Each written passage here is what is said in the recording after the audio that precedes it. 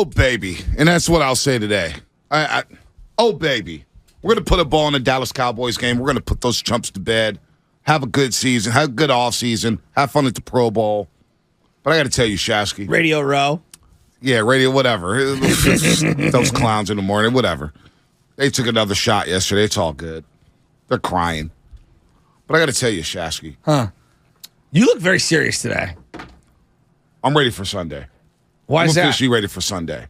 And, I was a sleeping dog. I was chilling, enjoying the Cowboys win. And Philadelphia fans had to start chirping. What do you mean? They had to start working. So it all started yesterday. And, we were discussing, the Philly crowd is really, wild. And, people are telling us, hey, we need to be careful. This is from Philly fans. Yeah. Philly fans telling me that I need to be careful at Lincoln Financial Field. Yeah, right? JP Money was very adamant that we need to, be very, very careful. I was like, dude, it's a game. Like, is it really? Like, it's in 2023, people are really going to be, firing full beer bottles at my face. They're going to really, slug me from behind. Because if that's the case, come on. Don't be a lowlife. Don't be a lowlife. Yeah. So we can enjoy the game, and I don't even look for trouble. You've been to games with me. Bonte, do I go out looking for trouble? And I don't either. I know you don't. I just want to watch football. Exactly, and have fun. Have fun. And look, you want to tease us a little here and there from afar? Fine, whatever. I don't it care. Goes with the territory. I don't care. So yesterday at about 10:52, okay, I get a text from one of my best friends. I was asleep after watching Batman, Superman, The Dawn of Justice. I for some reason, was up for a little bit. So I get a text at 10:52 in the morning from the Philly Zoo, one of my best friends in the world. Okay. Listening to your show now, what are you talking about with dumping beers on heads, throwing batteries? That doesn't happen. If you're straight up, we're straight up with you. You were there. Ridiculous, inaccurate bashing.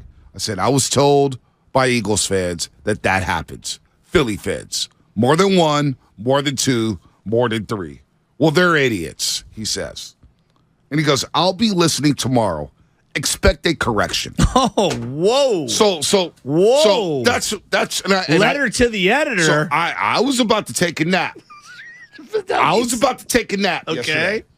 And I sat up and I said, well, it came from your own fan base.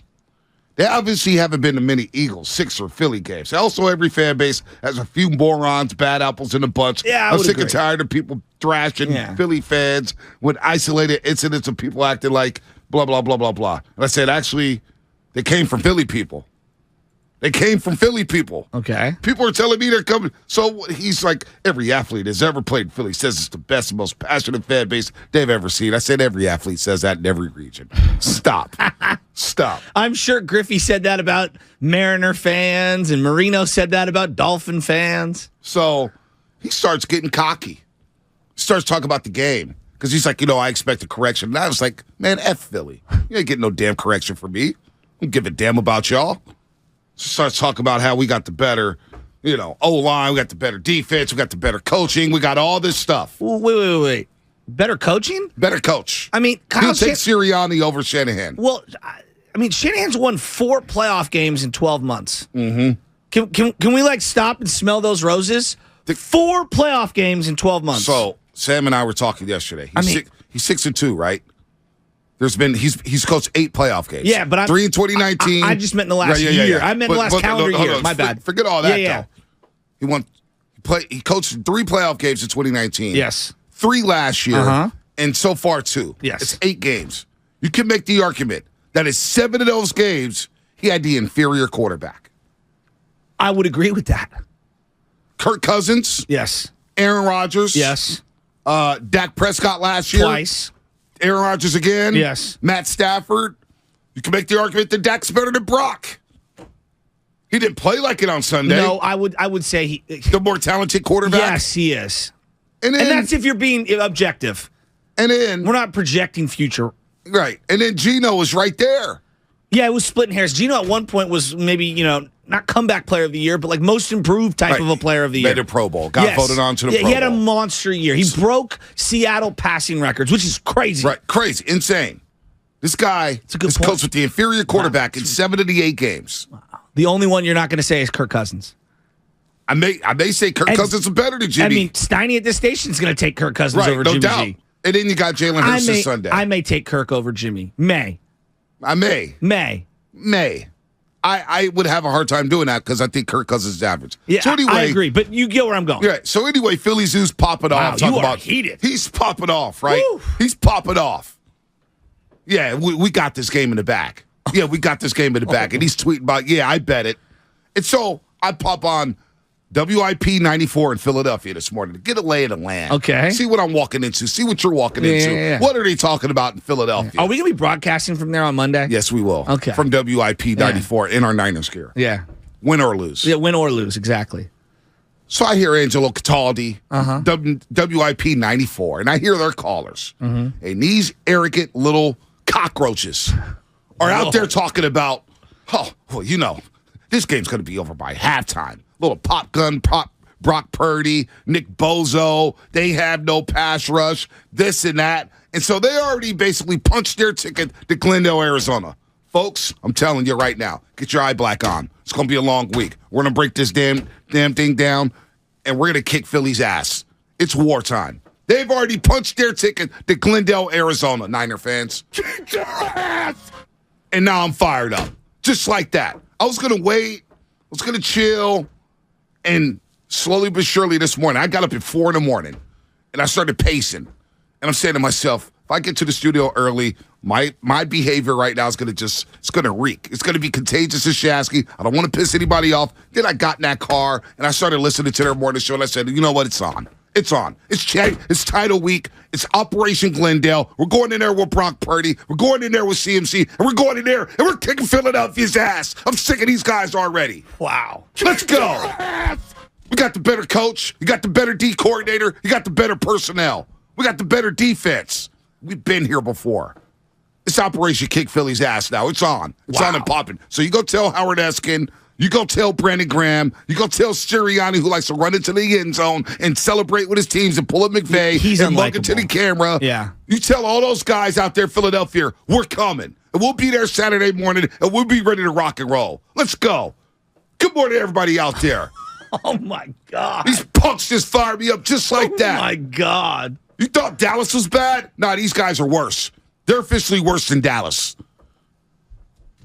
Good morning, everybody. Let me just peel this back. The Bay and Philly doesn't have a lot of history when it comes to sports rivalries. Wouldn't you agree? Yep. Like there's that fourth quarter for Montana against the Eagles that everybody references, and it's old school, and we love that moment because Joe, what did he throw? 4 touchdowns in that final frame? How many was it?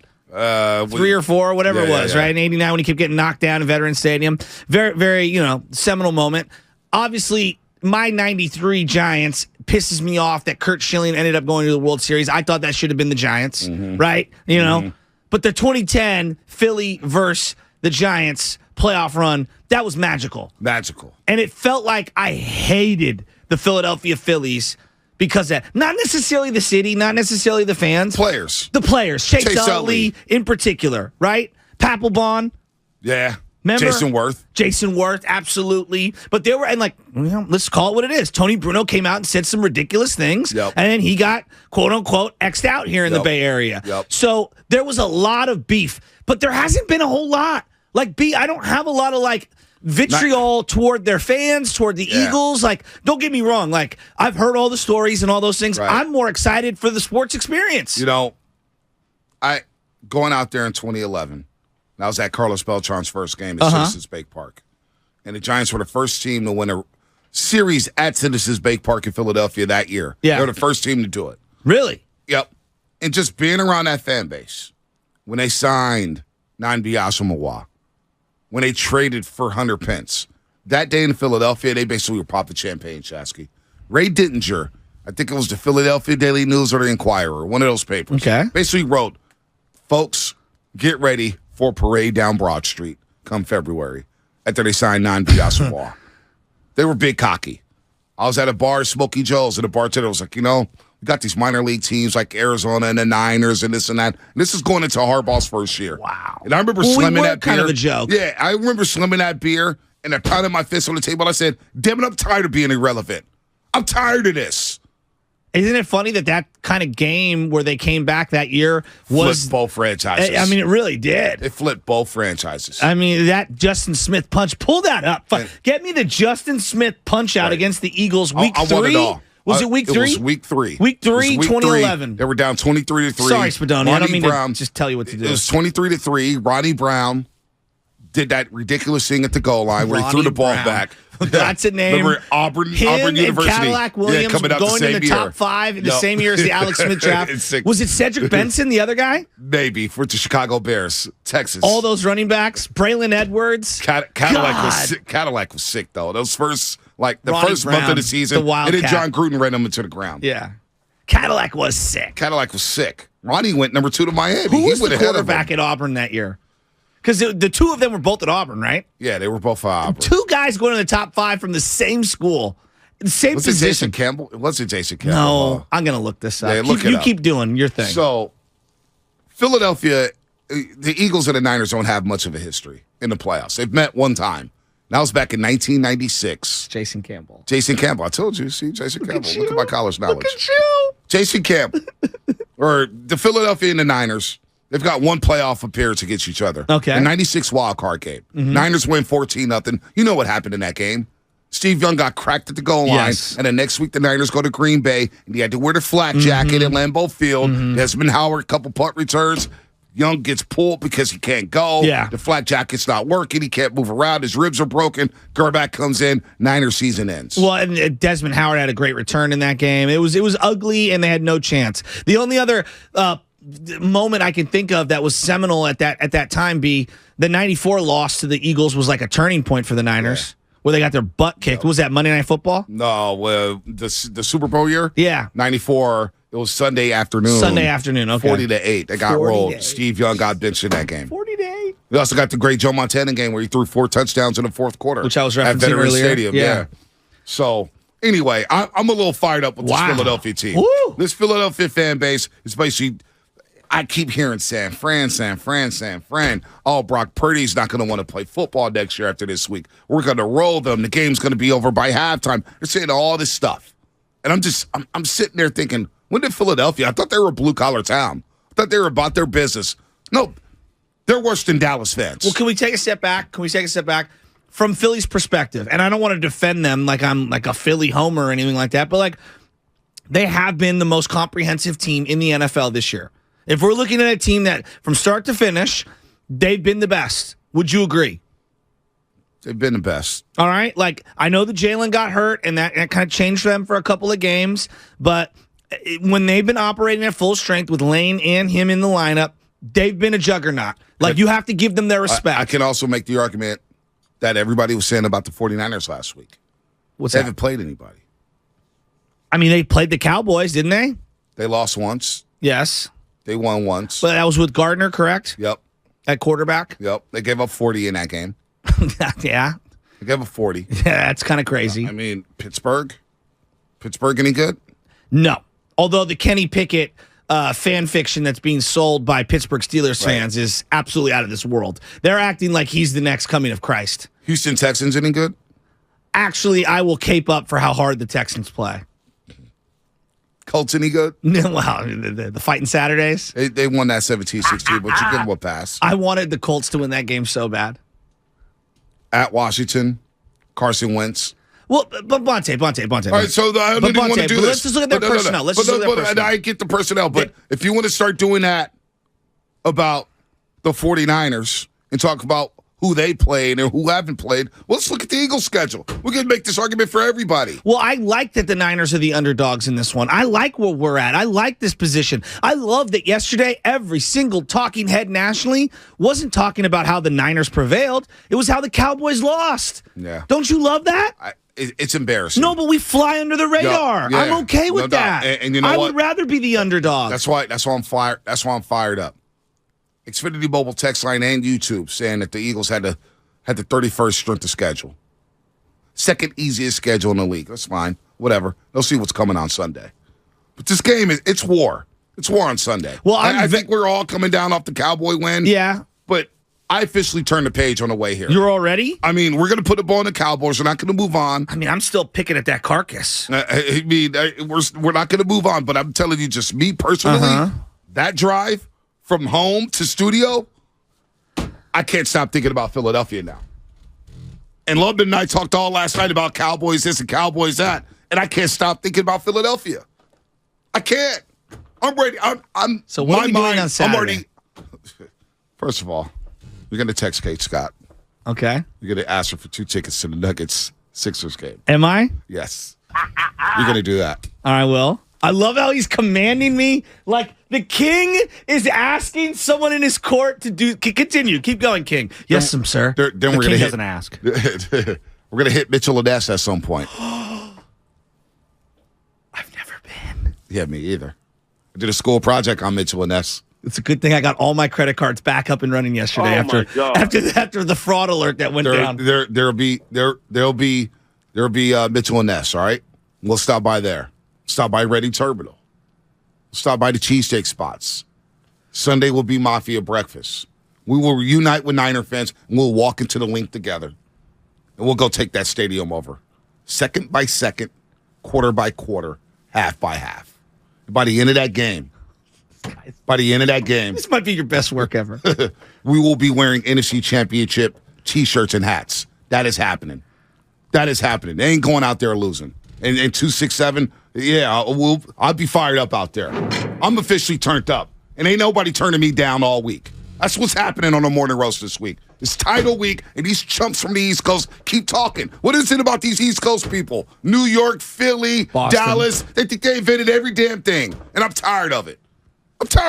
Okay, so I want to make sure that I'm aware of what my tasks are. All right. I am texting Kate to get us 2 tickets. That's really the only task you need. Okay. Yeah, that's it. And then other than that, I'm good? Yeah, I think you're good. What's the deal? Are we going to have security? We need to get the biggest group of people with us possible walking in there. I want to make an entire Red Sea as we're going in. Might need that. We may need that after this opening monologue.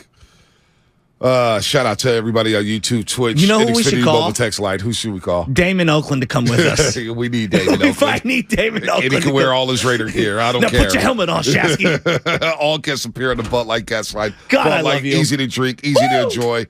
Brought to you by Go to State Lumber, serving the Bay Area for 3 generations. When you succeed, we succeed. Visit GoToStateLumber.com. Today, I promise you, we'll put a ball in the Cowboys game. Alex in Oakland will get to you.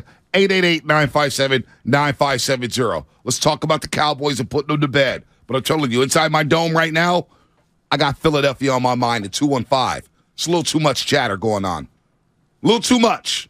I'm hearing they basically stamped their tickets to Glendale, folks. Niner fans, go listen to their morning show. They're already laughing. They're yucking it up. They're clowning Purdy. They're clowning Shanahan. They're clowning Bosa.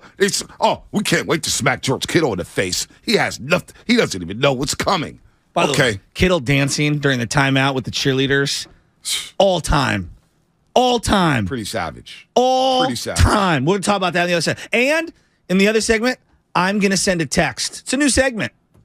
Help me, choreograph this text. Oh, to Kate Scott? Yes. This will be an interesting one. Want to go see Jokic and Embiid? Hey, Kate, haven't talked to you in quite some time. Gonna need some hookups. She just sent you a hat. That's true. There you go. I got a like on Instagram the other day from her. Maybe I should text her. I don't know. All right. What's coming up on the game? Sponsored by the law offices of Robert Goldstein and the Road to Glendale, brought to you by SF Sheriff's Office. Your future begins here. Visit sfsheriff.com to apply today. We're going to talk about the Cowboys. Let's continue to smoke that Cowboy pack. I apologize, everybody. I'm a little too fired up right now. More coming up on the roast. Don't apologize. Bang, bang, Niner game! We're fired up after the Niners' huge win against Dallas. Sad Cowboy fans are my favorite thing in the world. Wow, just an incredible ball game, 19-12, and the Disney movie would be called Relevant. It was hard, Steiny, but they earned it. and they got a badass defense. Purdy did not turn it over. He outplayed Dak in every facet. This is the Bay Area's sports station. 95.7 The Game. Kirby, they're your driveway mechanic, and they bring the shop to you. And our friends over at Kirby just won the Motor Top 20 Award for innovation. Brakes and tire replacements, oil changes, and more. And they've just added Kirby's eco-friendly wash. It barely uses any water, and it makes your car look brand new. They use all biodegradable products that provide the ultimate shine and protection to both the exterior and the interior of your car, all in the ease of your driveway. The ultimate convenience, easy booking, transparent pricing, on-time arrival, service in your driveway. No waiting rooms or coordinating rides. Direct access to your mechanic. Friendly and reliable service. No middlemen and no upsells. Get $50 off your first oil change with the code OIL50. That's OIL50. Check out Kirby.com. That's CURBEE.com. Every small business owner knows business happens everywhere. The office, the warehouse, or on the road. And no matter where it takes you, there's one solution to help your business thrive. Comcast Business Complete Connectivity. It's the largest, fastest, reliable network with advanced gig speed Wi-Fi and cyber threat protection in one solution. Get started for just $49.99 a month. Plus, add Comcast Business Mobile and you can save up to 60% a year on your wireless bill. And ask how to get up to a $750 prepaid card. Flight 291 is now aboard. Yep, you're going places. And when you get there, be ready to do business. The complete connectivity solution from the company that powers more small businesses than any other provider. Comcast Business, powering possibilities. Ends 2/21/2023. Restrictions apply. Requires EcoBill and AutoPay. New 50 megabits per second internet and Comcast Business Security Edge customers only. Equipment taxes and fees extra. After 12 months, regular rates apply. Gig internet required for gig Wi-Fi. Mobile Savings compares pricing of top 3 carriers. If you own a business, this has been a bumpy ride. From pandemic to inflation, I'm sure you could use a break. If your business has 5 or more employees and survived COVID, you might be eligible to receive a payroll tax refund of up to $26,000 per employee. The challenge is getting your hands on it. Hi, I'm Howard Mackler, and that's why I founded GetRefunds.com to cut through the red tape and get you that money. The team of tax attorneys we have put together are highly trained in this little-known payroll tax refund program. We do all the work, charge not a dime up front, and simply share a percentage of the cash that we get for you. Businesses of all types qualify, including those who took PPP, nonprofits, and even those that had increases in sales. We have helped return over $1 billion to businesses, and we can help your business too. Just go to GetRefunds.com and answer a few questions. This payroll tax refund is only available for a limited period of time. Don't lose out on up to $26,000 per employee. Go to GetRefunds.com. That's GetRefunds.com. Hi, I'm Aaron, owner of California Deluxe Windows. Ever notice? When your neighbors get new windows, there is a large black eye of broken stucco, uneven plaster, and even mismatched paint. At California Deluxe Windows, we never leave a ring around the window. Why? Because we are one of the only companies in California who custom crafts every window and door to your home's exact measurements. Almost everyone else on the radio is a distributor. They grab a window from a warehouse, break open your walls, shove it in, and patch things up. At California Deluxe Windows, we take pride in our work. Our installation technique is so precise, we do not break your stucco. Your house could be covered with potato chips, and we wouldn't crack one. Call now, and for a limited time, you get 30% off your entire order and 24 months of interest-free financing. 800-874-3600. 800-874-3600. That's 800-874-3600. California Deluxe Windows. Windows engineered for life. Certain terms and conditions apply. CSLB number 774518. All guests appear on the Bud Light guest line. Bud Light. Easy to drink, easy to enjoy. 21 and over. Please enjoy responsibly. Investing is confusing. Dawn raids, triple witching hour, candlesticks, crown jewels, bears, bulls, bear hugs, blue chips. It's one big word salad of uncertainty. Fortunately, Fremont Bank now has incredible rates on their savings accounts and CDs. And while savings accounts and CDs may not be known for their great rates at your current bank, at Fremont Bank, you can get great rates from a great local bank. To learn more, stop in or visit us online. We'll explain it all in plain language. Fremont Bank, serving the Bay Area since 1964. Member FDIC. When cold symptoms keep you up, try Vicks NyQuil Severe for max strength nighttime relief. Just one dose of Vicks NyQuil Severe starts to relieve 9 of your worst cold and flu symptoms to help take you from 9 to none. Get some rest and feel better with Vicks NyQuil Severe. The nighttime sniffling, sneezing, coughing, aching, sore throat, stuffy nose, fever, best sleep with a cold. Medicine. Use as directed. Are you ready? Every pro is an MVP to us. As a Lowe's MVP's Rewards member, you can earn bonus points when you shop select products and brands. Then redeem them for exciting rewards like tools, sports memorabilia, e-gift cards, and more. Join today to become a member and start earning. Bonus points calculated before taxes and fees after applicable discounts, if any. Subject to program terms. While supplies last. Points expire at end of calendar year. Visit Lowe's.com/MVP's bonus points for details.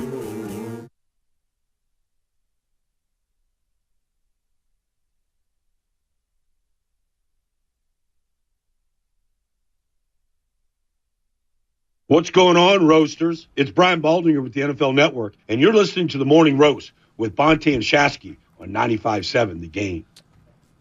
Got Baldy coming up in an hour. Can't wait. Baldy's breakdowns right here on the Morning Roast. You know the deal. Every single Tuesday, 7:30 a.m., Brian Baldinger, the smartest man in football, joins us courtesy of the Bud Light guest line. Bud Light, easy to drink, easy to enjoy. The Road to Glendale brought to you by SF Sheriff's Office. Your future begins here. Visit sfsheriff.com to apply today as we continue to smoke on that Cowboy pack. All right. What's up, Shasky? I sent you a text message during the break. Oh, boy. I'm kind of like cringing Are here. Are you opening? Do you see bubbles? Okay. Is there bubbles? Last text message we exchanged was in September. Oh, my God. Okay. Kate, hope all is well. I'm going to be, quote unquote, that guy. Laughing emoji. But we're going to Philly for the Niners-Eagles. Is there any way you can get me 2 tickets to Nuggets Sixers on Saturday? And I feel really slimy for asking in this way for tickets. Oh, my God. I don't know what else to do. I can't believe he did it. I was just joking. I was willing to just pay for some tickets for us to go to the Philly game. I thought you were serious. But you know when what? the king does a decree, hey, you know, the Knights of Ren over here, I got to go do what you tell me to do. No, I think it's a good idea because I figure we get the tickets. Maybe we get some courtside passes before the game. Wells Fargo Center, we're in our Niners gear at the Sixers game. Oh, getting booed by the Jumbotron. I have no problem with that. You can go say what's up to your boy James Harden. Oh gosh. Yeah, I definitely exchange where the best strip clubs are in Philly. I definitely can't pay. I definitely can't pay for this game if James Harden's playing in it. I vowed to never pay for an NBA game if James Harden is one of the star players. I'll pay for Embiid. I'll pay for Jokic. I'll pay for Bones Highland. What did Dumas say? Because I know Dumas is from Philly. He reps the green pretty hard. I haven't talked to him in a couple days. He's got to be going to He was at the game last week. Niners game? No, Eagles, Giants. Oh, yeah. I saw on his Instagram he was out there. He was out there. Yeah. So he turned his girlfriend into a Eagles fan, even though she's out here. Yeah. Caitlin. Shout out Caitlin. Dumas. I haven't talked to Dumas yet. Okay. I think he's quietly confident about his Eagles. He should be. I mean, this isn't me defeat his attitude. This is the stiffest test that the Niners have faced. No doubt. I would say since the Chiefs. Yeah, I think so. Right? Easily. Right? Easily since the Chiefs. And so, I think this is a really amazing team. Look, if you told me the Niners squeaked by and won, I'd be like, wow, that's incredible. Right. If you told me the Niners lost by 7, said, you know what? What a year. You know what I mean? If you told me the Niners lost by multiple touchdowns, I wouldn't be surprised there either. Mm-hmm. This Eagles team is a very, very deep, talented team. I look at just the personnel offensively. They've got a great offensive line with 2 battle-tested champions in Kelsey and Lane Johnson. I mean, these guys are champions. They have a really good offensive line. Absolutely. And they have amassed 70 sacks from their defensive line. You got Goddard. You've got, obviously, Devontae. You've got A.J. Brown, who might be the most complete of the wide receivers in the league in terms of being able to block and then run all the routes and physicality, speed, everything. Yeah, I mean, Bonte, they're loaded. And then Jalen Hurts, it's okay to say he was an MVP candidate for the majority of this season. But you know what? You wanted this team. A lot of the 49er fans wanted this team midway through the season. And now we got them. And now I want them now. I want them. I want to kick their ass. Now, I do apologize. I shouldn't have called you guys cockroaches out there in Philadelphia. That's a little rude. Well, you were playing the part. I shouldn't do that. I'm not gonna name call. Now I'm thinking of the Tony Montana cockroaches. Yeah, I felt like Scarface in the moment. You're spinning a promo. Shout out John Heyman. Yeah, basically. And speaking of John Heyman, you hear what he did. Paul Heyman, first Paul name. Heyman. John Heyman. Right. Paul Heyman. Sorry. Paul Got the wrong Heyman is wrestling. Paul I Heyman did is hear wrestling. John Heyman My did do bad. that. My bad. Sorry. Still got the scar. Just to let people know, Paul Heyman, if you're not a wrestling fan, WWE, long time. He's like how would I put it? He's like a manager of talent, if you will. If you're into wrestling, he's like Bobby the Brain. Yes. If you have a guy who's really good, like a Brock Lesnar, who's not the best on the mic, you have a manager that can have those mic skills. Exactly. Yeah, like Jimmy Bobby the the Mouth, Brain. Jimmy the Mouth from the South's Heart. There's many different. Paul, what was the guy who Paul Bearer for the Undertaker? Paul Bearer for the Undertaker. Is he alive still? He was awesome. Oh, Paul Bearer, R.I.P. Now he passed away like a decade plus ago. Oh man, he was awesome. He was awesome. Now I see Eagle fans in the chat. All right, Eagle fans. Well, here's Paul Heyman. Yesterday, WWE Raw, which was held in Philadelphia. He was talking that talk. And we're going to feel like the fans of the Philadelphia Eagles after they get conquered by Brock Purdy of the 49ers. I love heels in wrestling. They lean into ripping the city that they're in. I love it. They do their research. They do their. Paul Heyman's fun. He's good. Now that we've eliminated the racist characters out of the WWE, the only thing we have left is location discrimination. So they have to go in there and rip the local city. Racist. By the way, there was a video about WWF wrestling in the 90s. Oh, my God, bro. Sergeant Slaughter's entire character was out to, like, just the most, don't even. What about the $1 Million Man telling a little black kid, I know you and your family's broken. You need this money. So I'm going to give you a shot to win $500. I mean, like. $1 Million Man. They had matches about custody battles with Rey Mysterio for a custody battle of his son. Dude, it's it was like Maury. Vince McMahon, dude. Unbelievable. Let's go to Alex in Oakland. Alex in Oakland. I love the WWE. I don't care what anyone says. I'm done with it. I can't do this. Well, what's up, fellas? What's up, Alex? Hey, look. So I just want to say, first of all, I'm not a Niner fan, and I'm not an Eagle fan. I'm a football fan. What I've observed, both of these teams are top 5 offense and defense. The difference is what's going to come down to this team. And whether you guys win or lose, it's going to come down to whether Shanahan calls a game a great game or whether he has what I like to call, like Guru said, lemon booty. That game Shanahan called on Sunday was horrible. The first 2 possessions, I was like, why is he calling the game like he playing Tom Brady in the Super Bowl? Y'all gonna lose this game. And if not for one George Kittle amazing catch, y'all might have lost that game. Shanahan has to do a better job with all those weapons because Philadelphia is not playing. They coming to destroy. First of all, lemon booty is my thing. Go check Twitter. Go check the airwaves. Guru would admit that. That's my thing. Shanahan didn't get lemon booty last week. I thought he called a pretty damn good game. No one was open. Right. I watched it back yesterday. Dallas, their defense was legit. Yeah, DeMarcus Lawrence is a stud. Van Der Esch is a damn good linebacker. Yes. Do the Eagles have a linebacker like that? Micah's so sick. You're going to be able to run the ball against Philadelphia. That's going to be a big key. Niners are going to have to run the ball. There's no doubt. And will the real Nick Bosa please step up? Well, that's the thing. DPOY, I need you. Yeah, like he was too quiet last week. Really quiet. He kind of was quiet against Seattle. Yeah. If we're keeping it a buck. Yeah, I agree with that. He was also, it looked like out of gas. He was like multiple times. Yeah, huffing and puffing. I don't know. Was that more Tyron Smith is just an all-timer? Or what do you think that, what is that? I don't know. I don't know what happened. They had no problems with Nick Bosa. The pass rush needs to get there. 510 Xfinity Mobile Text. I'm listening to this WIP 94. Now these guys are talking so much crap. They say there's no way the Niners are going to win. Eagles are going to romp. I'm telling you, I listened to that this morning on the way to the studio. They said the game was going to be over by halftime. Oh. I mean, that's more delusional than Cowboy fans, right? Over by half. I mean, really? They're not even giving us a puncher's chance? Not a chance. Not a shot. Not a shot. Wow. I'm telling you, Philly Zoo started it yesterday, and now our friendship is on the line. Smoke that cowboy pack. We got some Richard Sherman sound coming up on the other side as we get to the Sherm dog? Clock, clock, clock, clock, clock, clock, clock, clock, clock, clock, clock, clock, clock, clock, clock, clock, clock, clock, clock, clock. What's coming up on the game? Sponsored by Golden State Lumber, serving the Bay Area for 3 generations. When you succeed, we succeed. Visit GoldenStateLumber.com. Sherm sound as we put the Cowboys to bed, and we'll get to your calls. 888-957-9570. Jim and Brentwood, I see you. We'll get to you on the other side.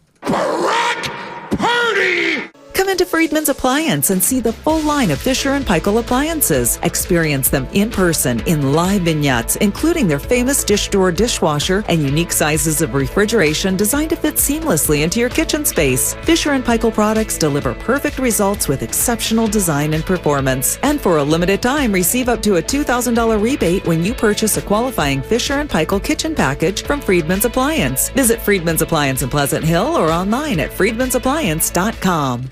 Christian McCaffrey continues to deliver on the field.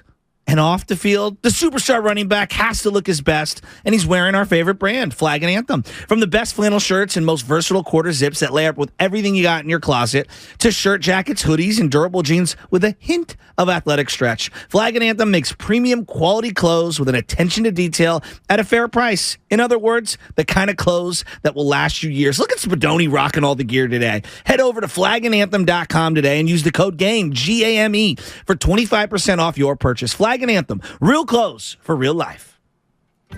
Listen for the latest ski, snow, and road conditions with the Toyota Tahoe Report every Thursday, Friday, and Saturday throughout this snow season with Johnny Mosley. Brought to you by your local Toyota dealers. Toyota, let's go places. This is the final week of the 34th Annual Manufacturers RV Show at the Alameda County Fairgrounds in Pleasanton. Show ends this Sunday. There's hundreds of RVs from dealers all over the West Coast, like motorhomes, travel trailers, toy haulers, fifth wheels, van conversions, and truck campers. Go to RVshows.net for more information. Last chance for the Manufacturers RV Show at the Alameda County Fairgrounds in Pleasanton. Show ends January 29th. Boxer & Gerson, Northern California's premier workers' compensation law firm, helping injured workers get their lives back for over 40 years. Thank you to all of the business owners who kept people employed during the pandemic. For all you've done, you may be eligible to claim the Employee Retention Tax Credit, a payroll tax refund from the United States Treasury Department, applicable to businesses who kept employees on payroll during the pandemic. The window is closing to claim your refund. Contact Paychex to see if you qualify. Paychex is proud to have helped more than 45,000 businesses secure over $9.2 billion in ERTC claims, an average of $190,000 per business. 50 years and thousands of experts in HR, payroll, benefits, and insurance. You may be eligible to claim the Employee Retention Tax Credit, a payroll tax refund from the United States Treasury Department, applicable to businesses who kept employees on payroll during the pandemic. The window is closing to claim your refund. Contact Paychex to see if you qualify. Visit paychex.com/ERTC to find out how Paychex can help you get additional cash into your business. Paychex.com/ERTC.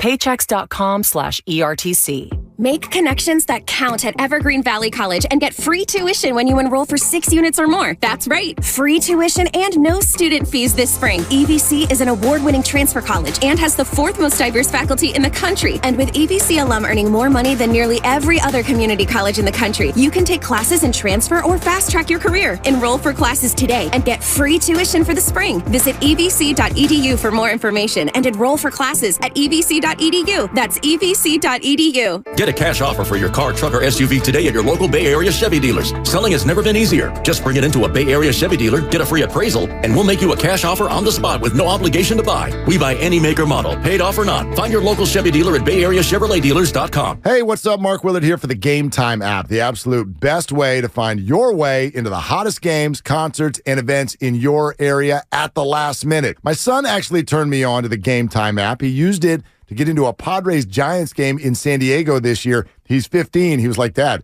I can get into this game tomorrow for like $15. I told him, you should do it.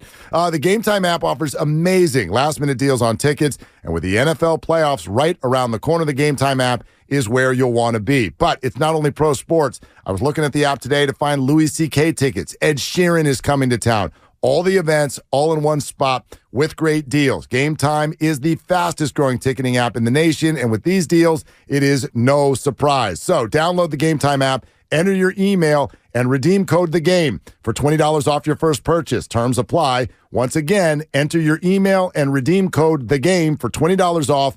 Download Game Time today. Last-minute tickets, lowest price, guaranteed. Nachos! Yeah, your nachos! Hey, I'll take some. Great. And some Frank's Red Hot. Oh, nah, I'm good. Oh, you're just gonna eat these dry, plain, boring nachos with no Franks? Seriously? Frank it up. Frank it up. Come on, lady. Frank it up. Frank it up. Frank it up. Yeah! Yeah, this guy finally gets it. Hey, look, we're on the Jumbotron. It's the perfect blend of flavor and heat. Frank's Red Hot. I put that on everything. Meet Joe A, Hi. Joe B, Hello, and Joe C. What's up? 3 everyday Joes perfecting their banking with Chase. Joe A is locking his lost debit card with the Chase mobile app. Joe B is cruising toward his new ride with Autosave. And Joe C's Chase banker is helping him budget to go back to school. Tools that help protect, support for what's next. One bank that puts you in control. Visit chase.com/checking. Chase, make more of what's yours. Chase mobile app is available for select mobile devices. Messaging and data rates may apply. JP Morgan Chase Bank, N.A. member FDIC. Nachos! Hey, I'll take some. And some Frank's Red Hot. Nah. You're just gonna eat these boring nachos with no flavor. Frank it up! Frank it up! This guy finally gets it. It's the perfect blend of flavor and heat. Frank's Red Hot. I put that on everything.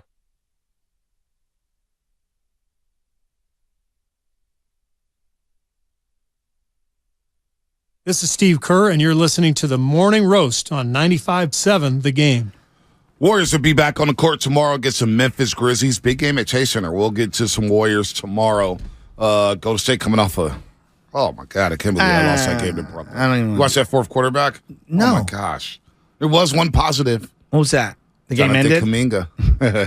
That's a good one, Shasky. Jonathan Kuminga, 18 paint points. Nice. Against the Brooklyn Nets. Nice. Good to have him back, but nice. Yeah, the game did. I want to address a tweet that I saw over the weekend, which was maybe the funniest tweet I've ever seen in my entire life. Somebody put out, I guess the game clock had 3 minutes and 7 seconds on it, okay? The game clock for the fourth quarter. And by the time it got to 3:09, okay, John Lynch went from the booth, or from 3:09 to 3:07, right? In 2 seconds on game clock. He went from being up in the press box to being down on the field at some point. And people were saying, unofficially, it took him about 2 minutes of real time, not game clock time, to get down there. And David Lombardi, who writes for The Athletic and who covers the team, says 2 minutes and 10 seconds to go from the press box down to the field is an eternity at a venue with express elevators like Levi Stadium. Lynch's suite is no more than 20 seconds from the elevator, which is 30 seconds from the field, from the top to the bottom, which the entire trip can be made in 90 seconds if the elevator is timed right. We have elevator gate regarding John Lynch being able to make it from the press box suite all the way down to the field. Now, I think it is possible, and I think Lombardi's accurate. You know, David's never wrong, and when you think about that elevator, right about literally everything.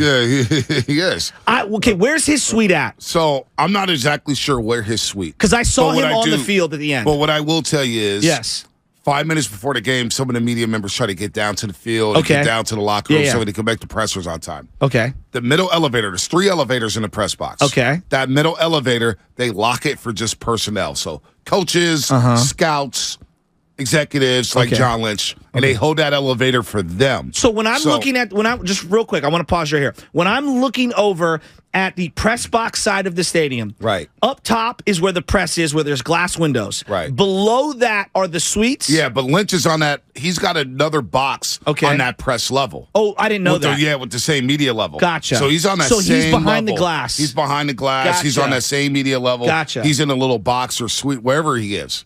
And so it is possible to get there if you're John Lynch in 2.5, 3 minutes? Yes, 2 minutes and 10 seconds of real time. Right. So he probably sent somebody out and said, hey, get the middle elevator ready.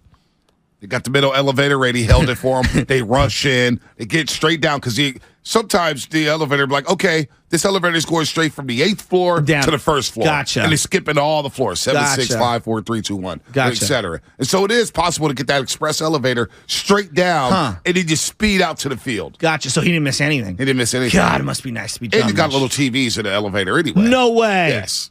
Yeah. Oh, that's cool. Yeah. That's really, really, so really cool. Lombardi, just out there spitting facts as he usually does. This is Spitting facts. Eslo from the 209. I work at Levi's. There are 3 sets of elevators on that side of the stadium. Bonte is spitting fact. He's been to Levi's a few times. Right. There it is.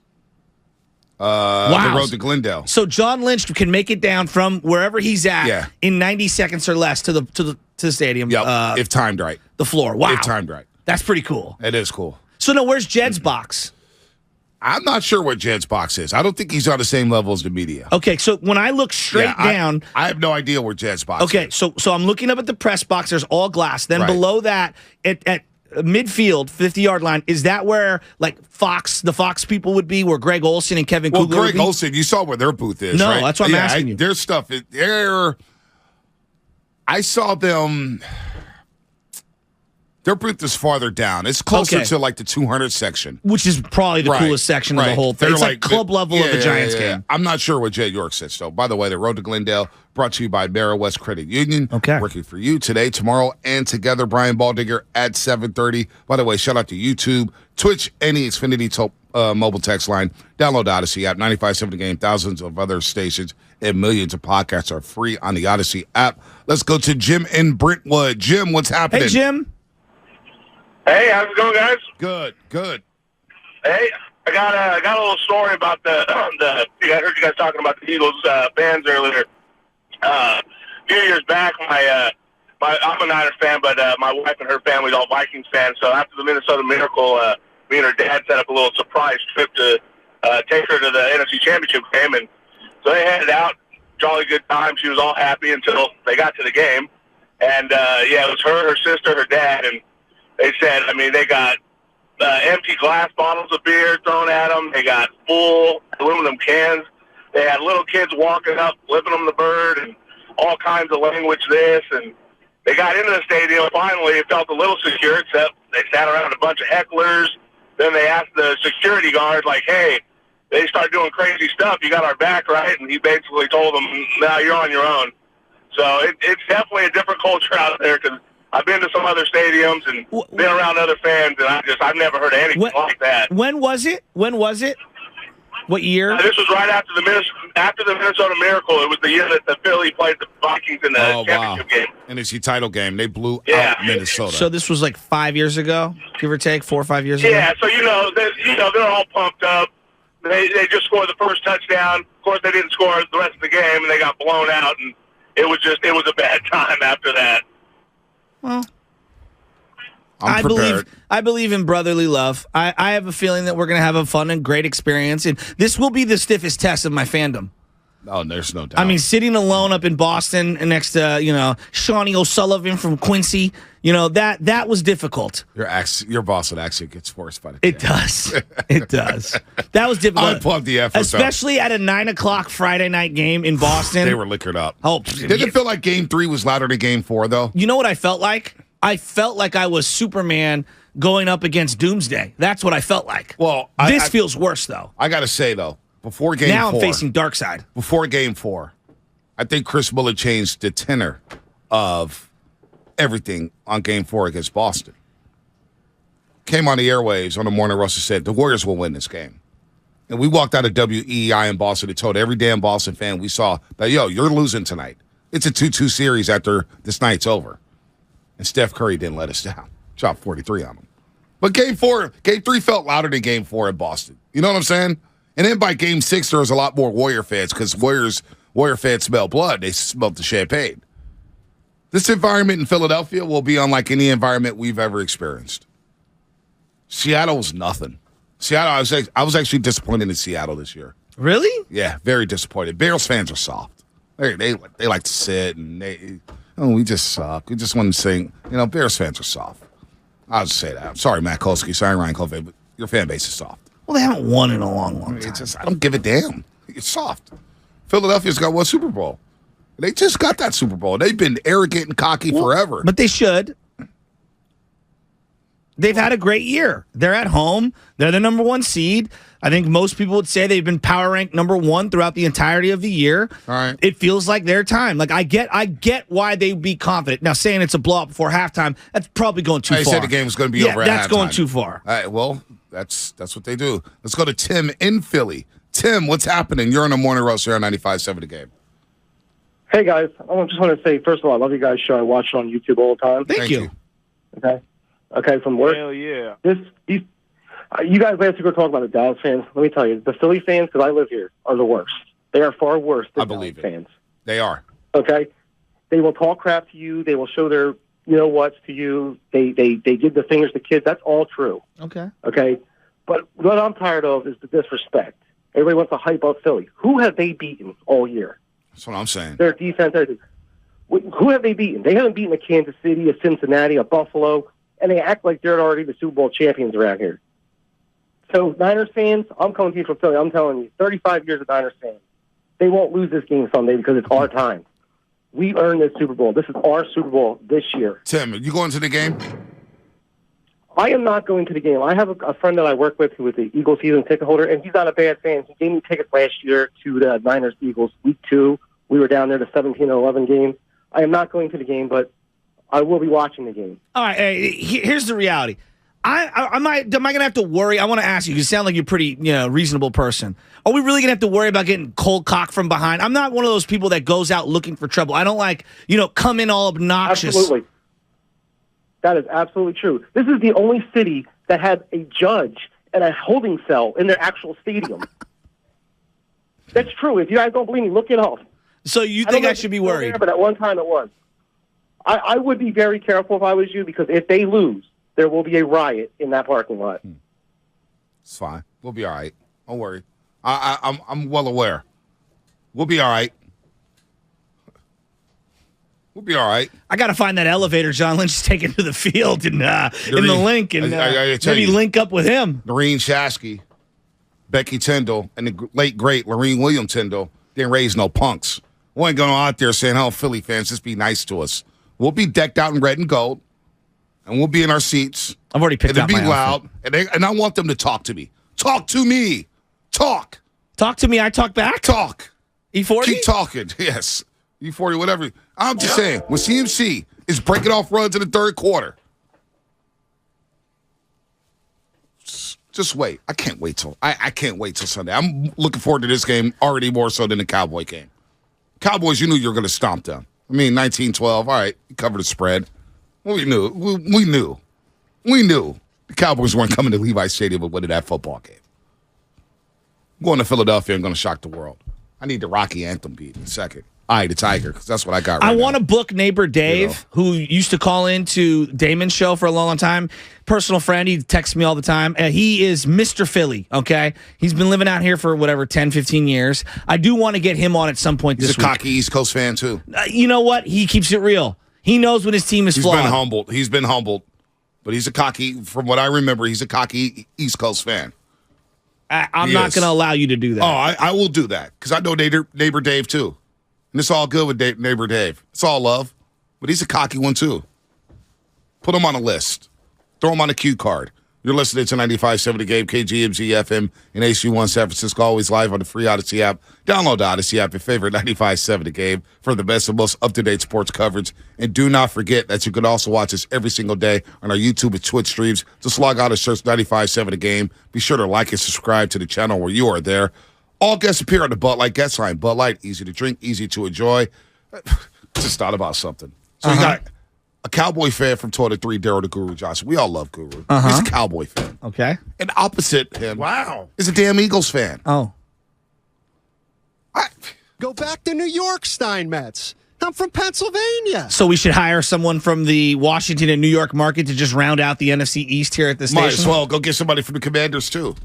We might as well hire a Giants and Commanders fan. We got an Eagles and Cowboys fan working a midday show. Unbelievable. I may have to call and slander them. Just stick around the show and just come in the studio and just look at them as. You know what I did yesterday, just to laugh? Man, I watched all of the reaction videos from Cowboy fans losing. I saw a guy rip the TV off the wall and then shoot it. Yeah. I saw another guy pull the TV off the wall and then back up with his truck and run over the... I mean, like, why are you ruining perfectly good televisions? Saw another guy punch a TV. Just punch a TV. I mean, I don't get it. I respect I don't get it. I don't respect it. JD, I don't respect it. It's just... respect that. I remember years ago I saw a guy like headbutted his TV after what I'm pretty sure was a Cowboys loss. Well, here's the thing with the gun, because I'm not a gun guy, okay? I'm actually very scared of guns and firearms. That was pretty funny, though. But, like, wouldn't the bullet... It's not going to bounce off the floor or anything? Like, if you had concrete... You mean? I would be worried about, like, ricochet I guess is what I'm saying. Yeah, I mean, he pulled out his... Screen parts would fly everywhere. Maybe it was a BB gun. I don't know. No, he just bat. Oh, I know. I'm pretty sure that wasn't going through his mind when he was shooting the TV. I'm sure not a lot of things were going through his mind ever. Did he have proper eye protection? Like, they're not thinking about this thing. They're OSHA? They're Cowboys fans. They're not thinking logically. Oh, by the way, Sam plays the greatest straight man in the history of West Coast radio. And he doesn't even know that he's doing it. It's just who he is. Hillary likes it. Hillary? Yeah, Hillary from Boxer Gerson likes it. She's on the line right now. What? Oh. You know, we haven't heard from Hillary since she came to the station. She sat here in the studio, looked us both in our eyes and said, the Niners aren't beating the Raiders. And so she went out there and made a gutsy bet. And boy, was she close. It was overtime. Heck, the Raiders had a 10-point lead in the third quarter. We covered. Oh, Robbie Gold missed a field goal. Your 2022 Las Vegas Raiders. We covered. Once the Cowboy fan said, hey, at least we had double-digit leads. Oh, that was the best. We blew double-digit leads, but at least we had double-digit leads. I feel like Hillary's going to say that, hey, we had a lead on the Niners. Let's hang that banner. Hillary, good morning. Good morning. A Raider fan got to uphold the bet. So here I am, licking my wounds, 7 a.m., I'm ready to take it. All right, so Boxer and Gerson had made a promise to us regarding that game. What's the payout now that the Niners have won? The payout is that we're sending you to Philly. Wow. Good. I was probably gonna get divorced because of this trip anyway, so that really helps me out. Takes a little of the financial burden off me. Exactly. Well, we didn't promise the seats we're giving you. Please tell I'm putting you in Eagles territory. Does the budget include security for Bonte after calling everyone cockroaches? No. See, Hillary Shasky's a little spooked. I got San Fran Shasky with me. We're going to Philadelphia. We're going with the eye black on. We're wearing Army fatigue, cargo pants, and we're going out there and we smell blood. We're going to the damn Super Bowl. That's how I feel right now, Hillary. We're going out there to take and rip away the soul of everybody in Philadelphia. And for some reason, my partner's asking about security. Hillary, we need Boxer and Gerson. We need workman's comp. We don't need no damn security, though, in Philadelphia. I don't know. I better watch your back if I were you. Oh, boy, Hillary, come on. Come on, Hillary.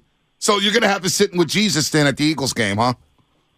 And you know what we mean by that. It's like sitting in the last row in the 500 section. Yeah. You're going to need binoculars. How you feeling about the Niners having so much success, Hillary? Must hurt. It does hurt. I mean, I lost this bet because the Raiders didn't back me.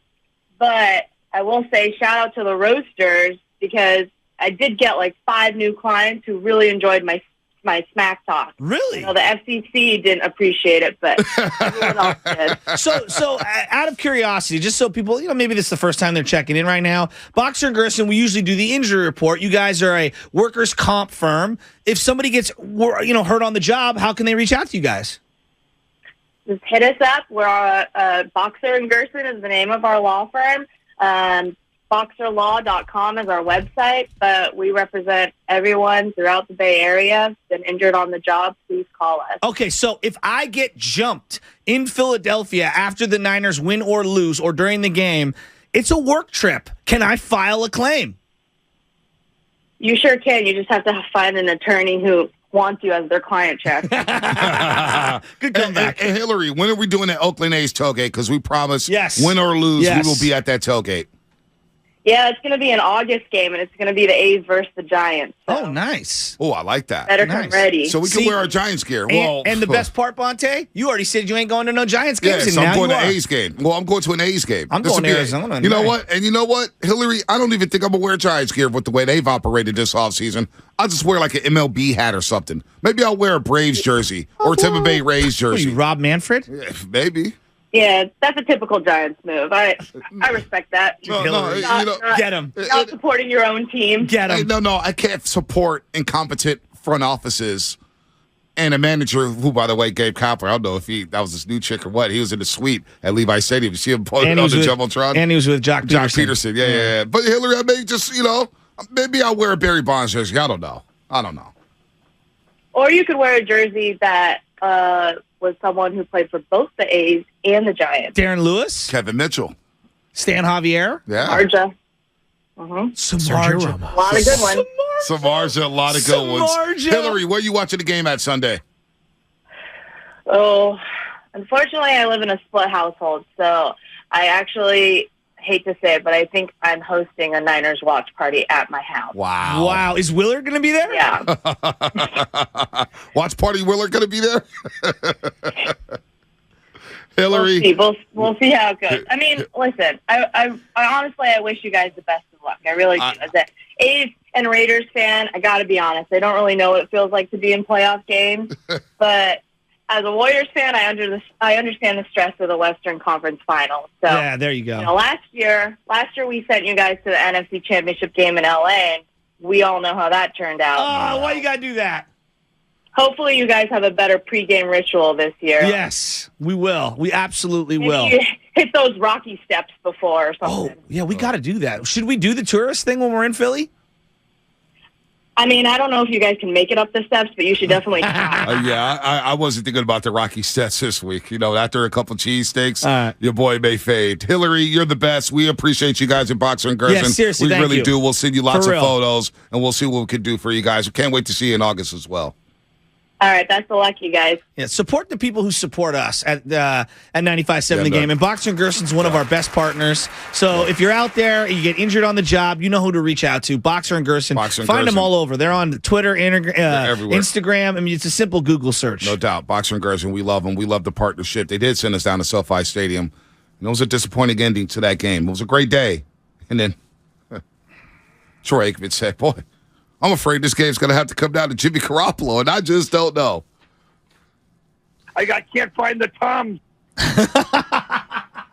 Let's go to Joe in Philly. Joe in Philly. What's boys, hey, y'all coming out here? Hell yeah. You're a Niner fan, right? Okay, hey, yeah. Keep that same energy. And let me tell you something. This ain't the fan base that you gonna see a sea of red. We don't sell our. Oh wait, you're an Eagles fan. No doubt. Oh, gosh. Good. All right, but let's hear him. I want to hear him. Check this out. Yeah, hey, talk your stuff. I'm gonna tell you straight up. If you're looking for security or police to help you, it ain't gonna be no help. All right. Cool. So just be respectful, and if you gonna turn up, just know the numbers ain't against you. Yeah. I remember my first football game. Hey, Joe, how confident are you about beating the 49ers? Because I'm hearing a lot of arrogance. The game is over. We already got it in the Game's over. Get off my airways, Joe. We're coming to kick your ass, Game's Joe. over. We're coming to kick your ass on Sunday at Lincoln Financial Field. Game's over. Yeah, we'll see. Game's over. Game's over. You guys will be crying. Over. Game's over. The game hasn't even been. No, do you Are feel you what I'm kidding saying me? now? The game is over. Do you hear what I've been saying in the first hour of the show? Me? You see what I'm talking about now? And people say Warrior fans are arrogant. Cowboy fans got nothing on Eagles fans when it comes to delusion. When it comes to being delusional, they've got nothing on the Dirty Birds. You see what I'm talking about now? I can't believe Niner that. fans, they think this game is over. They've already punched their ticket to Glendale, Arizona, and I ain't having it. I will be turned up. You will not turn me down. I don't need damn security. I will be turned up in Niners gear. I'm ready to go right now. Hell, give me the rest of the week off. I'll go to Philadelphia right now tomorrow, camp out at the Rocky statue, and talk all week long. Boxer and Gerson did not afford for you to go out there for 5 days, okay? It's a business trip for you and me. All right? In and out. They're very, very generous. Well, that's a little too generous. Those Warriors checks been kicking in, so you know. Let me hold something. Oh, no, you acted like Seth Freshowski. You've been a little smoke. I want all the smoke. By the way, I'm now carving smoke out budget for Mitchell and S. Honey, we're coming back with a second suitcase. Clock. Is it clock? Clock. Yeah, Brock Purdy, throw it out of bounds. Throw it out of bounds. The road to Glendale. Brought to you by the SF Sheriff's Office. Your future begins here. Shout out to Dwayne Bell, Jacob Seaboard, SF Sheriffs out there. Those are my guys right there. Visit sfsheriff.com, sfsheriff.com to apply today. George Kittle is a beast. Purdy, a lot of room now. Bowden up over the middle. Oh, what a catch by Kittle. Are you kidding? George Kittle. Purdy on the fake fires. It's a perfect throw to Kittle down the seam. And a first down, San Francisco. To go into Philly, it's going to be really fun, and it's going to be cold and violent, and it's going to be a blast. This is the Bay Area's sports station, 95.7 The Game. As we head into a new year, Golden State Lumber and Building Materials wants to remind you that they're ready to support your next project. And with locations at every corner of the Bay and well-stocked local inventory, they have the resources to provide you what you need when you need it. And that includes delivery to your job site anywhere in the Bay Area, because they're dedicated to keep you ahead of schedule on every project. And if you're able to do it yourself, you're invited to visit the local Golden State, because they've got trained staff that can share their knowledge and direct you to the materials that you might need. Click goldenstatelumber.com for GSTV. That offers educational and informative videos and spec sheets on a wide range of projects. Over the last 70 years, Golden State has grown to include an incredible team of dependable partners and specialists. They've got you covered. Family owned for 3 generations. Golden State, when you succeed, we succeed. So, the other day, I bought an extremely chatty... Boring story time! Make that an extremely catty cockatoo. You're welcome! Apparently, the pet store won't take it back. But, hey, I'll manage. I love that for you! Just like I manage without home internet. No, you don't! Sure, my mobile hotspot is slow and makes streaming shows unbearable. Oh, Bertie likes to stream! But I'm making do. Oh no, who's this? My lady friend! It's mating season, duh! No home internet? It's not that bad. No, not there! It is that bad. Don't settle. Get Xfinity Home Internet for just $19.99 a month for 1 year with a free streaming box. Call, click, or visit a store today. Restrictions apply. Not available in all areas. Requires paperless billing and auto pay with stored bank account. After 12 months, regular rates apply. Offer ends 2/21/23.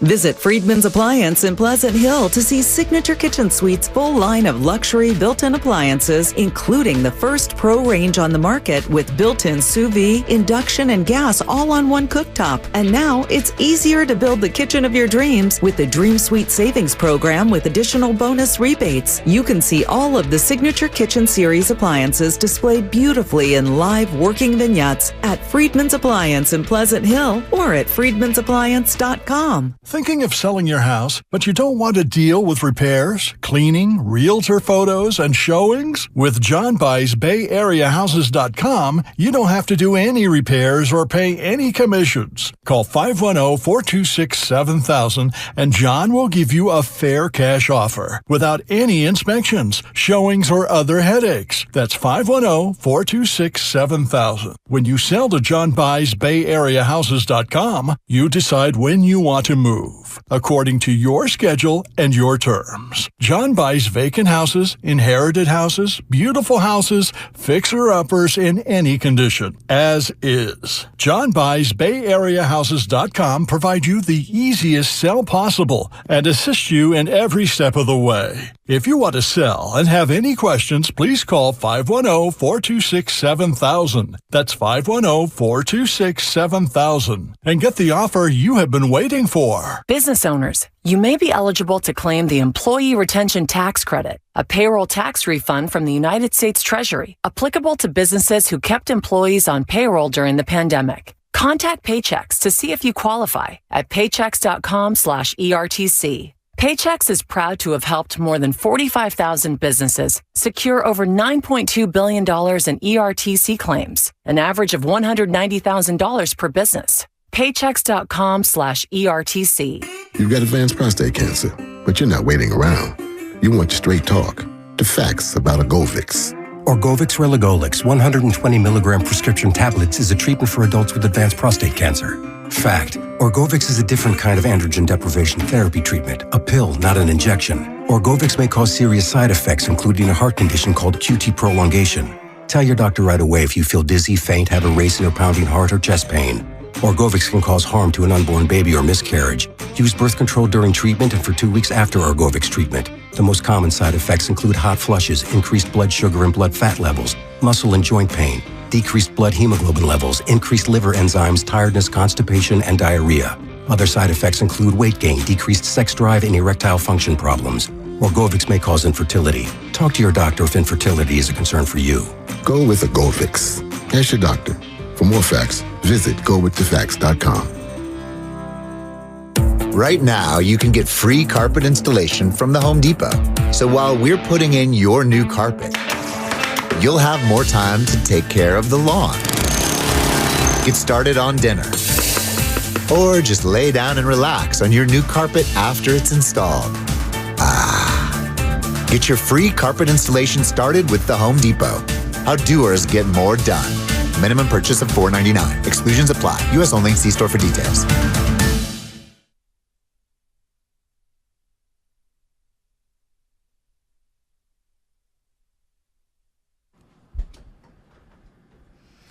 Is a story all about how my life got flipped, turned upside down, and I'd like to take a minute just sitting right there. I'll tell you how I became the prince of a town called Bel Air. Dude, this was the Morning Roast hitter. is live on YouTube right now. Take it away, Bonte. What up, Steph? In West Philadelphia, born and raised on the playground is where I spend most of my days. Look, I thought you were going to go. B-ball outside of the school. Guys, They I was were up to no good. Started Started making trouble in my neighborhood. I got one little fight. My mom got scared. She said, "You're moving with your auntie and uncle in Bel Air." Turn it up.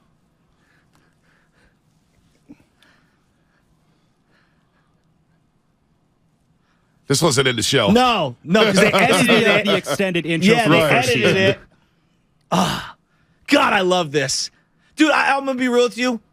Fresh Prince of Bel-Air, one of the most impactful shows of my young childhood. It was one of my favorite shows on television. I watched every episode. Yeah, same Uncle here. Phil's one of my favorite characters of all time. I still watch every episode. Rest in peace. The reruns come on. Oh, dude, the reruns Carlton, come on. To this day. Carlton's a legend. Thank you. Carlton's a legend. Hillary's a legend. Ashley's a legend. Jeffrey, the butler. Jeffrey was so iconic. Straight gangster. Like, that's why when people used to say, "Hey, man, what do you like, the Cosbys or Fresh?" I said Fresh Prince was more relatable for me. For me personally, Fresh Prince was more relatable. You know, trying to mesh with private school. You know, it's a different atmosphere, a different environment. Fresh Prince was the one. And the best, and they never changed the theme song. They never changed the intro. It's the best part. You know what I don't like about shows? Some shows will change the intro. Like, you know, you have like The Sopranos never change. No. Same intro every show. Woke up this morning. There you go. Got yourself a gun. Fresh Prince, same intro. I'm ready to go, man. You know, these Philly fans really. I wanted to smoke the Cowboy pack today. I wanted to smoke the Cowboy pack and laugh at them because here, real quick, Shasky, we got Brian Baldinger coming up. I thought we were going to play the Growing Pains intro. Growing Pains? They would change the montage, but not the song. Yeah, I didn't like that.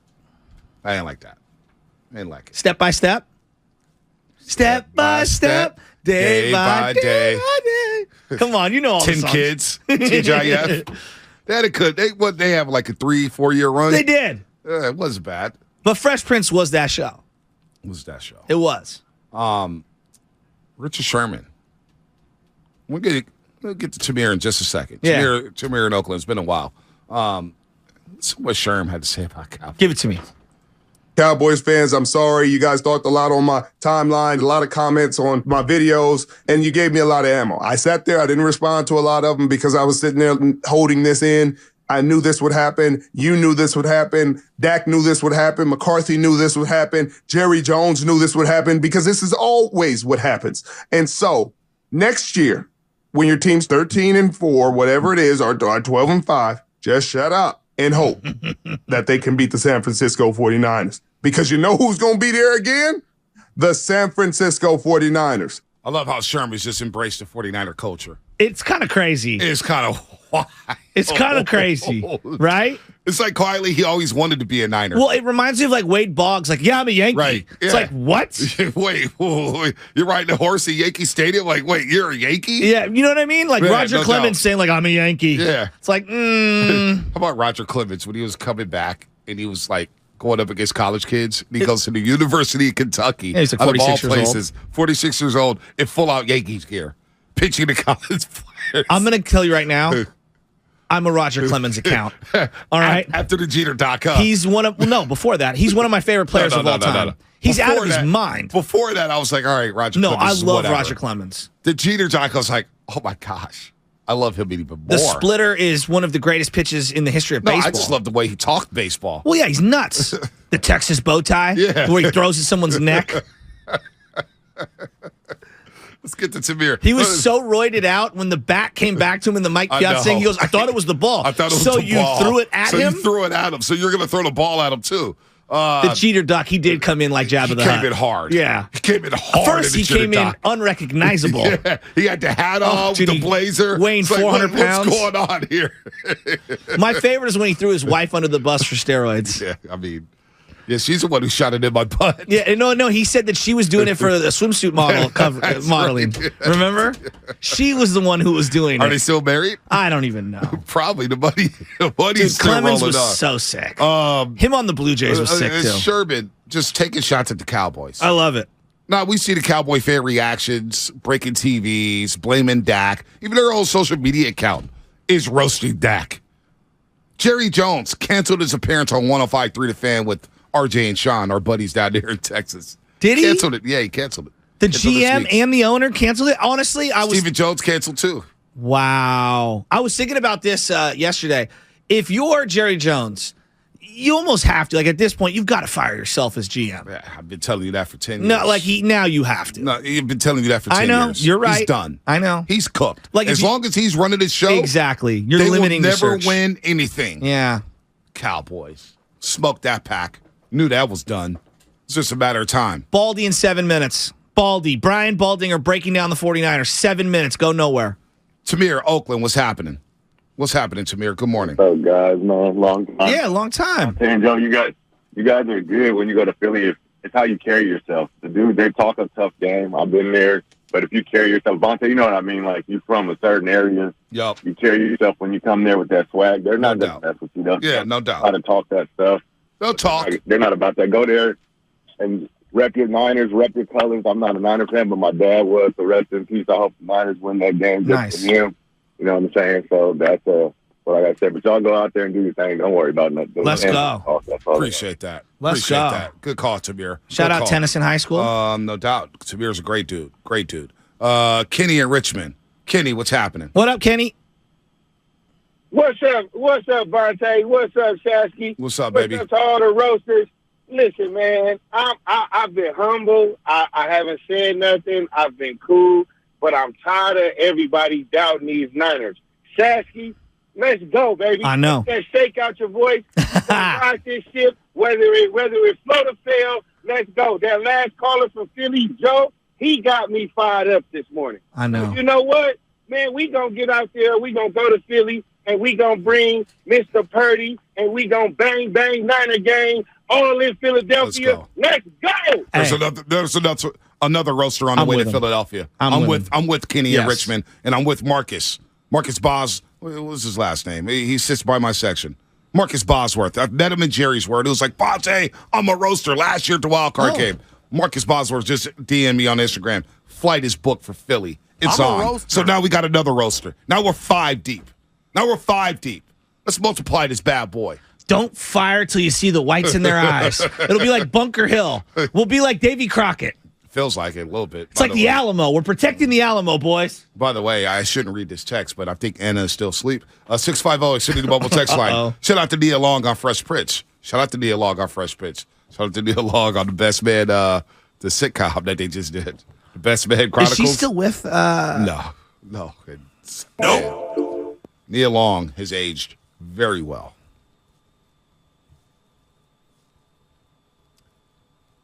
Yep. Brian Baldinger in 4 minutes. Yeah, 4 minutes.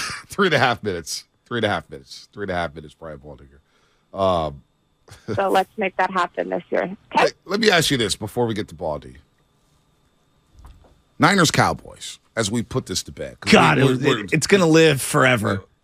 Is this rivalry back? Oh, for sure.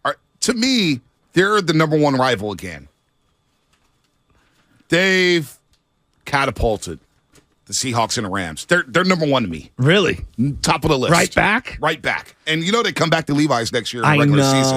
I know. Cowboys Niners is all the way back. How many people made a killing selling their tickets this week? Oh, my gosh. And honestly, everyone goes, don't sell your tickets. No. If you are having some financial hard times and you've been supporting the team, I don't really have a problem with people trying to make a buck. Like, times are hard right now. So I just wanted to just say that real quick. Yeah. But, dude, do you know how much tickets are going in my section? $900. Yeah. A pop, right? A pop? Yeah, mine That too. could be your whole season ticket, package for the year. I don't fault people. I really don't. It was fun to be there. What an environment. What an environment. It's nothing better than beating the Cowboys, seeing them lose. They were talking all that junk. They were flooding, and they were so bitter. I told, when Christian McCaffrey scored, there was a dude with a Jason Witten jersey in front of me, and the other guy had a Dak Prescott jersey. Okay. And I told both those guys, I said, hey, guys, got about 14 minutes and 58 seconds to book your flights to Cancun. You're done. And I talked to him the entire fourth quarter. Oh, you gave him the Cancun talk. Oh, I talked to him the all fourth quarter. Can you maybe not do that this week? Why? Because, I'd like to walk out with all of my faculties. We're going to be fine. Did Nobody's you see gonna how punch expensive us. the tickets are? Yeah, I don't care. Sam Lubman, how Fire in the expensive? hole. What's the ticket going for? Lubman. You know what? We need to and bring. now he's on the phone. We need to bring Lubman. He got in my ear. He said he was going to. Let's bring Lubman to Philadelphia. Let's bring Lubman to Philadelphia because I know he ain't scared. GoFundMe. He ain't scared. If there's some fists flying, steps. He'll walk the steps. He'll go there and talk some smack. Run up the steps, not walk. Okay, what are the ticket prices currently? Cheapest ticket I'm seeing right now is $508. Okay. That just gets you in at the very, very, very top. And that is not without the service charges and all the other things that they throw in. Yeah, that's before everything. So you're looking at $600 plus. That's not even that bad. The Cowboys Niners was more expensive. I know. I saw seats, no joke, first quarter because I just tapped into Ticketmaster at the first break. I was like, I just want to see where all the tickets are being sold. In the 420s, someone was off like $12,000 for a seat. I'm not even joking. That was the price point on Ticketmaster. But I don't use Ticketmaster. I use Game Time because Mark Willard has a great commercial that I listen to. Well, company man. Yeah, you tell that company live very well. I've never seen anybody do it better. TC Sacramento. What's happening? TC? Unbelievable. TC Sacramento, what's happening? All right, TC, you're gone. He didn't light the beam. You know what? 888-957-9570. We're here. We're here because I'm a little nervous now. Now I'm nervous. Not about the game. Niners going to win this football game. They're going to win this game. But I got San Fran Shasky looming large right now. I got him looming large. We got him on the flight. We're taking the red eye. We're getting to Philadelphia together. My Roasters. dog ate my iPod Pro. Did he? Thingies. Yeah, Oh, yeah, ticked. It's like the worst week ever to do I it. got to buy some new ones. Well, I'm going to borrow Michelle's. 888-957-9570. Roasters. How? They're calling me Sausalito Shasky. You are Sausalito Shasky. I love Sausalito. Yeah, but you're Sushi Ron. soft. I went to Sushi Ron Saturday night. And the lines I love Sausalito. The lines are lighting up What right is now. wrong with Let me Sausalito? get these lines. Get these lines. We're going to get them on right I would love to after have a Baldy. house in Sausalito. We got to get Frisco Shasky to appear in Philadelphia. All right? I can't be alone in this walk. I can't. Hey, look. Sausalito, South Serve Shasky, San Fran Shasky, Sausalito Shasky, Seashell Shasky. San Rafael. Sonoma Square Shasky. That guy has to go. I need that dude. That guy has to go. Sunnyvale. That guy has to go. You got to go. Somebody needs to do something with this guy. Where's get Papa Shasky your ticket? I'd rather go out with Papa Shasky right now. You worry about getting hit? These Philly fans are soft. They ain't swinging no blows at us, especially when they're down 27-10 in the fourth quarter. Let's go, Baldy. Let's get Baldy on. I'm charged up.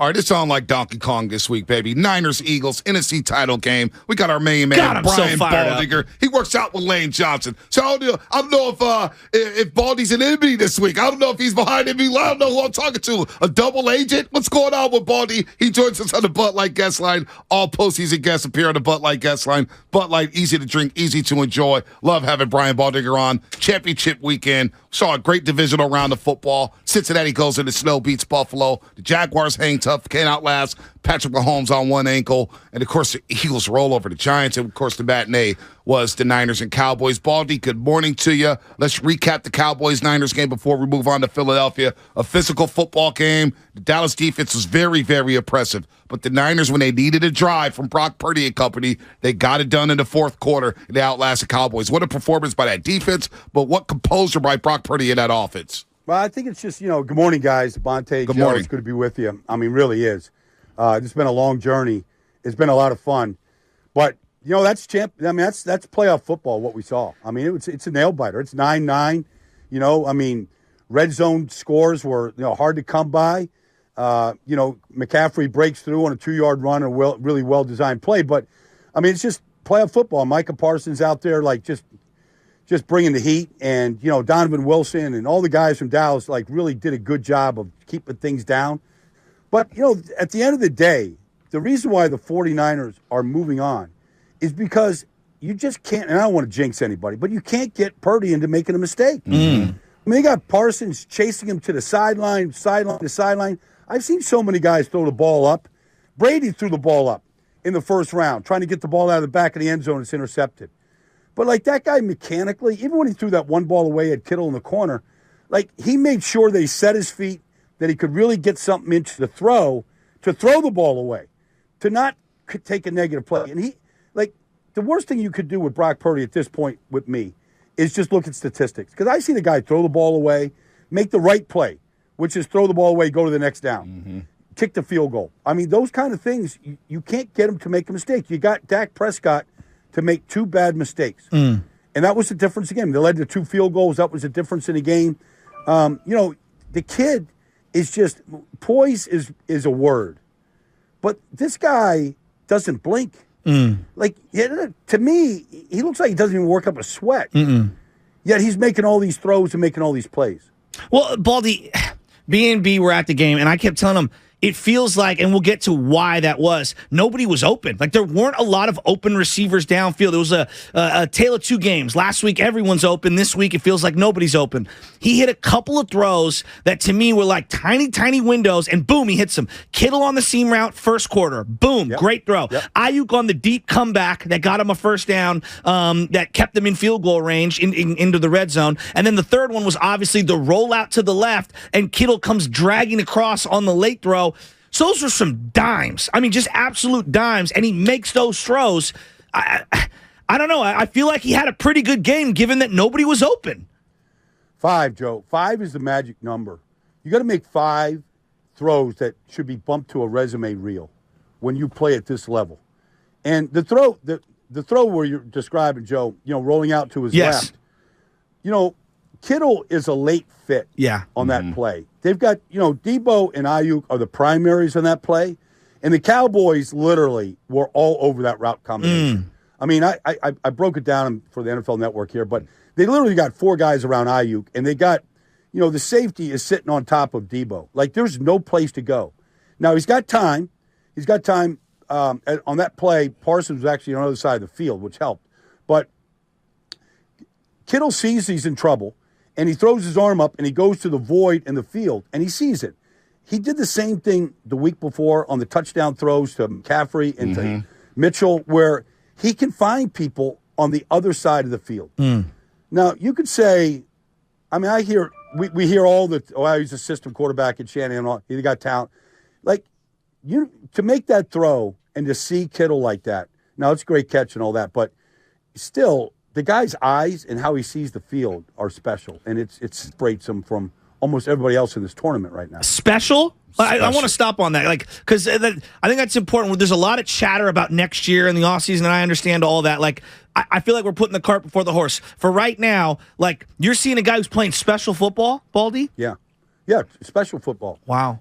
Because it's about decision making, Joe, and his decision making is almost always flawless. I don't care. Like, you can draw all the greatest plays up in the world. You can have Jerry Rice out there. You know, you can have all the greatest players. It still comes down to the quarterback making decisions. And, you know, the quarterback on the other side gets paid a lot of money on Sunday, and he didn't make great decisions. He made some good throws. He also made some bad decisions. Like, it's the plays that hurt you that beat you. And he's not giving the opposition those plays right now. You can take one play from Sunday that, you know, that could have been a trouble throw. One out of the whole day where he said, okay, you know, they had an opportunity there. Maybe Deron Bland probably had a ball at the end zone. Maybe go through his hands a little bit in a contested catch type situation. But not a lot, of them. And that defense, and you could see it, Joe. I mean, you were there live. They were locking them down, Baldy. That defense is fast, Baldy. They were good. But they're fast. That defense is fast. You know, Van Der Esch, Parsons, Tank. I mean, Lawrence. go to Donovan Wilson. They're fast. It's a fast defense. Is Philly's defense as fast as Dallas defense for what you saw this year? No. They're not as fast. They're more powerful up front. I mean, like that's the best defensive line in football. And the Eagles? They're 8 deep. Yeah, the Eagles. That's the best. Okay. I mean, I'm not knocking the 49ers, but that's the best defense line in football. Okay. The 49ers don't have an inside presence the way the Eagles have, and Javon Hargrave and Fletcher Cox. And when they put Brandon Graham in there, like they've got 6 legitimate guys that can beat you one-on-one or can just crush you from anywhere. So they'll see a better defensive front, but they won't see a faster defense than what they just saw on Sunday. Yeah, Brian Baldinger here on the Morning Roast on 95.7 Game. Joins us every single Tuesday at 7:30. Going over to the defense. Look, Bosa was quiet. So what does that mean? 54 has to step up. And I thought Fred Warner Jr. in a spectacular season. He's playing like the best linebacker in football. I thought Sunday against the Cowboys, Baldy, was his finest hour. He was everywhere. He comes up with the big interception. He's communicating. He's calling the defense. Just when you thought you run out of adjectives to describe Fred Warner Jr.'s performance, you can't. You got to add more to it because Sunday he was just phenomenal. You know, for all 49er fans, I hope you just listen to this. Like, just don't take Fred Warner for granted. Just don't take him for granted, Joe. You know, I see the reaction. Like, because it can be easily done because he's there every single Sunday, every single year, every single play. But you can't take this guy for granted. The interception off the tip by Jimmy Ward, like, I don't know. The reaction, it's not even a second of reaction time, and the ball's in his hands. The play where he's disguised in the defensive line, and then they bring the blitz, and he goes and takes CeeDee Lamb down the middle of the field. Like that play, like not everybody, a lot of teams have that blitz look, that kind of, show me something, do something else, like that type of trap right there. But not everybody can run with CeeDee Lamb like that. Like, just the skill set, just every single play, how you can be so locked in and get everybody lined up so nobody else is making a mistake. Like, the guy is just beyond special. Why are because this is like me and B talk about running backs mattering, right? Like we believe running backs matter, right? Yeah. Especially when you get this deep in the playoffs. Yeah. And I feel like linebacker is another one that's so undervalued. And I look at Fred Warner and what he brings to the table. He never misses games. He brings intensity, and you can't take him off the field in terms of scheme, right? He's there with their base. He's there in your nickel, your dime, and he can cover anywhere. He doesn't miss tackles. And then there's just this intelligence. You saw him and Dak going at it pre-snap, and he's pointing and he's shaking. And it's just like he brings so much to the table. Why don't we appreciate it as football fans as much as we used to? That's a good question, because, if that was, if his name was Ronnie Lott, we'd all be wearing his jersey. Exactly. But he's Ronnie Lott. Right. He's like the 21st century Ronnie Lott. That's who he is. Like the impact that he has on the field, in the locker room, at practice, but just that burning intensity. Yes. He doesn't take a play off. He's never out of position.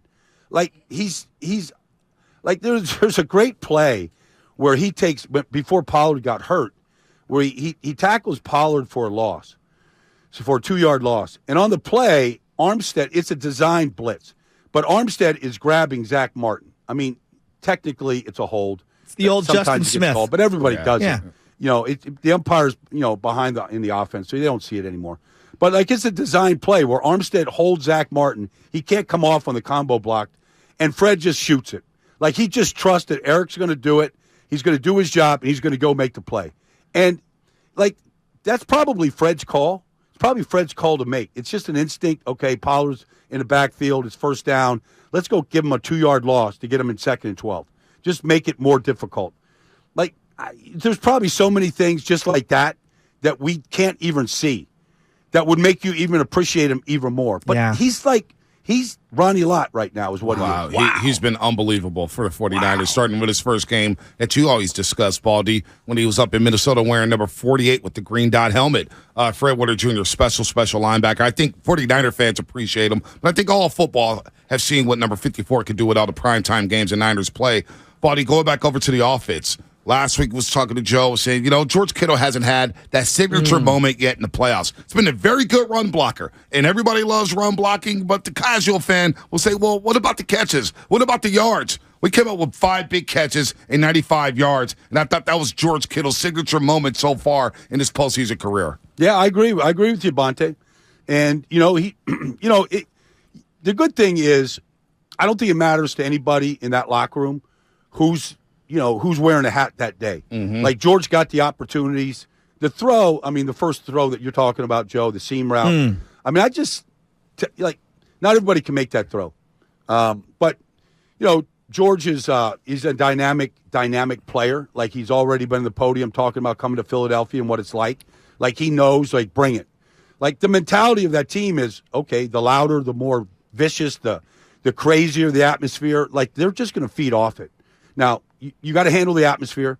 You got to handle everything. But to your point, Bonte, I agree. Like the one-handed catch is just, it's right. I said it when he did it. Like just bump that straight to his resume reel. Make sure you see that. Forever.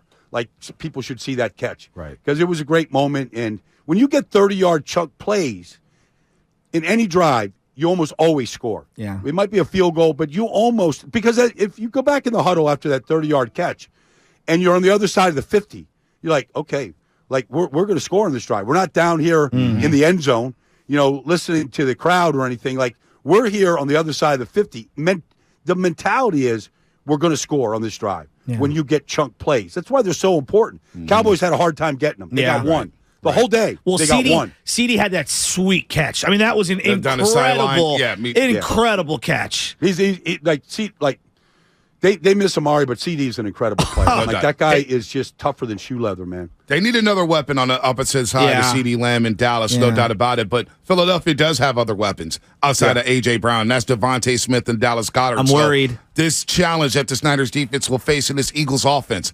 Very good offensive line. Maybe the best offensive line in football. We've got 3 running backs. We've got a quarterback who can run and throw. O-line. They've got 3 dynamic pass catchers in that passing game. What's the biggest? What do the Niners need to do to keep themselves in the game? Do you shut down the run? Do you double bracket A.J. Brown? How do you defend this Eagles offense? One guy makes that whole thing go, and that's Jalen Hurts. Like he's just a special person, and he's a special player. And he's difficult to defend.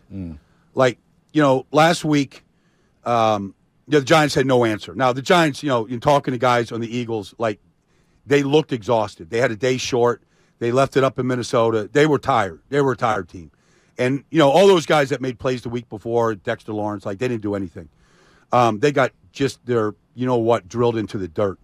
But Jalen Hurts makes that go because he is so dynamic. If you give him a lane, he's going to take it. And I said this. I remember I was doing a game when he was at Alabama, Texas A&M. They were both undefeated. Alabama, A&M. They were both 6-0. Myles Garrett's chasing, Jalen Hurts all over the field that day.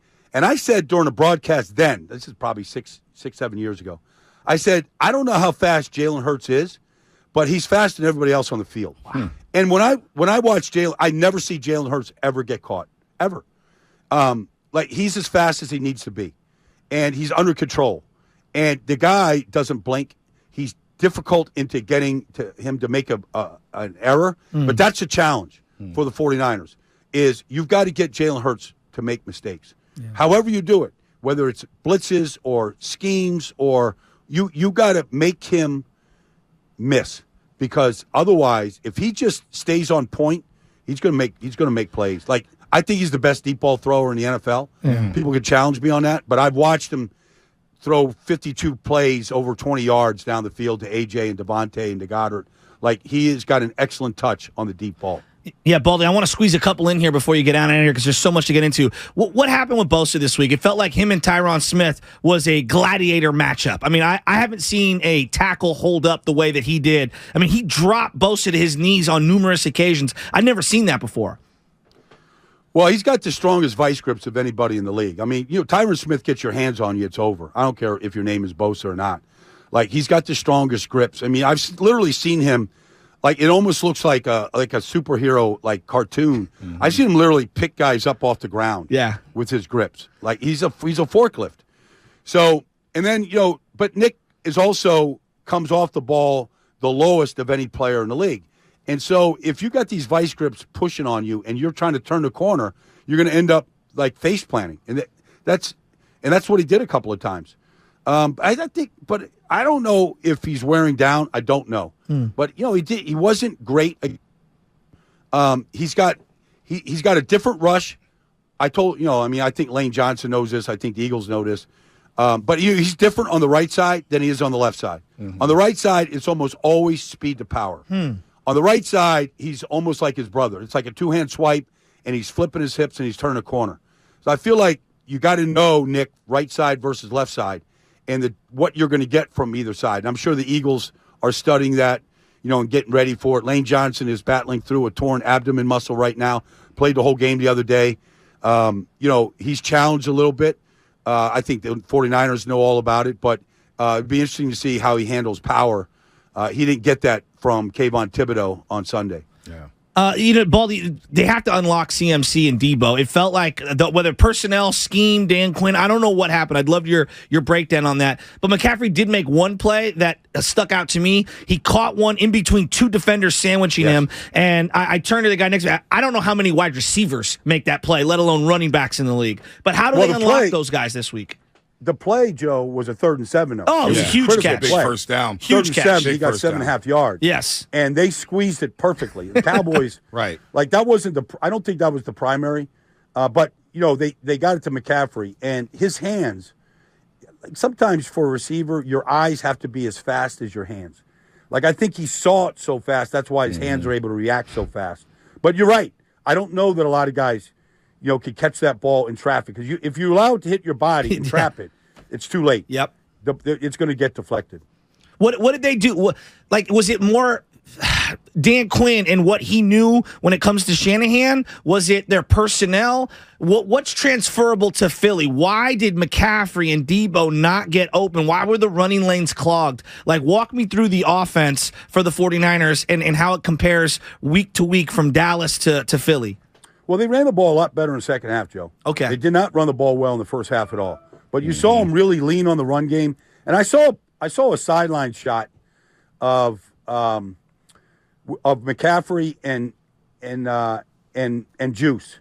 And they had the tablet, and Juice has got the pen out and he's telestrating something about the look. And I felt like from that moment, that was late in the second quarter, that shot in the sideline. And I felt like there was something that they had to do in-game adjustment-wise. I'm trying to figure out what it was that allowed them to pierce. They had Hankins in there. They had Watkins. They went big up front, bigger, wider bodies to move. But I felt like, the running lanes got a lot bigger and more frequent in the third quarter and the fourth quarter, where they really got into a running game. And they were able to really get some first downs. And I felt like something that they were looking at, they adjusted on the fly themselves to kind of get that running game going. Baldy, before we get you out of here, a couple quick ones here. You mentioned the Eagles' powerful front on the defensive line. How can the Niners attack that defense? We just talked about how the run game, the Cowboys did a great job for the first 3 quarters. Can the Niners run the ball on this Eagles front? What's their weakness? Is it the linebackers? Well, they're the only team in the league that plays a 5-man defensive front. So, and they do it a lot. And It's not just first down. So you have to, if you can run against the 5-man front, you're going to have just one linebacker and dime type safeties that you can get to if you get through the front. So, they've got a variety of guys that will play on top of Brendel at center right there. But that's something that they have to prepare for this week. Now, however you do it, the 49ers love to pull their tackles and guards and power type situations. They had some success. That's how they scored a touchdown run with McCaffrey on a counter tray right there. They did a great job of sealing Kittle. Kittle did a great job on Parsons on that play. But one of the game plan situations is, do the 49ers try to run against it, or do they just say, we got to throw it against it? Now you got 5 one-on-ones. Right. So if, whether it's McGlinchey or, Banks, if somebody loses the one-on-one, your quarterback's going to be under duress. Right. Okay. So or if you run against it and you beat the front, you might have a long way to go. Like last week, Saquon Barkley had a 39-yard run. All right. Now, he only got one of them, but they were out of position in that run. They didn't fit it right. And the thing opened wide open. And I don't think McCaffrey, Mitchell, if they do that against the 49ers, they're going to gash them right away. So, they Richie James ran a deep over against that 5-man front, and nobody covered him. And he dropped it. Went off his fingertips. Could have been a touchdown. I've seen that before. But it's 28-14 if he catches that. Yes. Right. And all of a sudden there might be a little bit of a game. So, they're not perfect. Now, they've got a great secondary. You look at Slay, you look at Bradbury, you look at Chauncey Gardner-Johnson. They are great cover guys. And Slay wants nothing more. I know how this guy is wired. Like, he is a great guy. He's a great teammate. He's fun to talk to. But I know Slay. He wants nothing more than to pick Purdy. Like, he wants, give me Debo, give me Ayuk. I want to man up these guys, and I want one. Like, he wants one so bad I can hear him. I can hear him just like not sleeping at night. Baldy, we're heading to Philadelphia this weekend, Joe and I. We're going to the 2-on-5. I've been there before, but never been to an Eagles game. What are we getting ourselves into? Because there's a lot of smack talk going on the East Coast. I'm facing a 5-man front. Shasky's already asked for security. Well, let me just say right now. Let's start with the dress code. Joe, don't wear that jersey. Oh, I am to do your show. I am. You are. Okay. I'm going to wear my red coat. Do you have big bodyguards? No. That follow you around. He's got me, Baldy. He's got me, Baldy. You come to Philly with bodyguards. I would love for you to be my offensive lineman, and I can be your Brock Purdy, and we can go in there together. All right. Where are you guys set up at? You set up at the Link? Yeah, we're set up at the Link. We're staying downtown, Broad Street, by Center City. We'll head up the Sixer game on Saturday. Yeah. Nikola Jokic and Embiid, Denver versus Philly. We'll wear our Niners gear to Wells Fargo Center. Big game, right? Then we'll go to Mitchell and Ness, get some gear. Yep. And then Sunday, we're going to have a big breakfast, and we're going in. Right now, we got 5 roasters on the trip. 5 roasters coming. There's more coming to Philadelphia. I know it. We're going to be out there. Baldy, how can we not wear our gear? We have to wear our gear in Philly. I'm just saying, the level of abuse that you are going to take rivals anything you ever saw at Candlestick between the Raiders and the 49ers. Wow. It's coming. Verbal or physical? It could be both. You could get egged. There's things that can happen. I've seen, I remember, in fact, I remember the 49ers and the Eagles on a Monday night. I remember Dana Stubblefield was the star defensive player 4 sacks that game, yeah. But I remember literally them sending, they were shooting off Roman candles inside the stadium. At 49er fans, they were shooting them off. Wow. I'd never seen, it looked like a soccer match in South America. All they needed was 49er flags running around, the stadium back then. Wow. Well, so we're going into... You're going into the Hornets' nest. Yeah. Baldy? There's no other place. I think you just scared Buffalo. Buffalo fans welcome all the fans. Right. You go to Green Bay. You come to Philly now, it's a war zone. Baldy. I think Shasky just canceled his flight. No, I did not. I was made for this. Let's go. Baldy, we'll talk to you next Tuesday. Or we may be in the hospital calling you on the cell phone or something. Right, you got it, guys. All right, Baldy. Like John Kent said to his son Clark Kent, something special is destined for you. I just don't know what it is yet, son. Injury report time. Oh, man.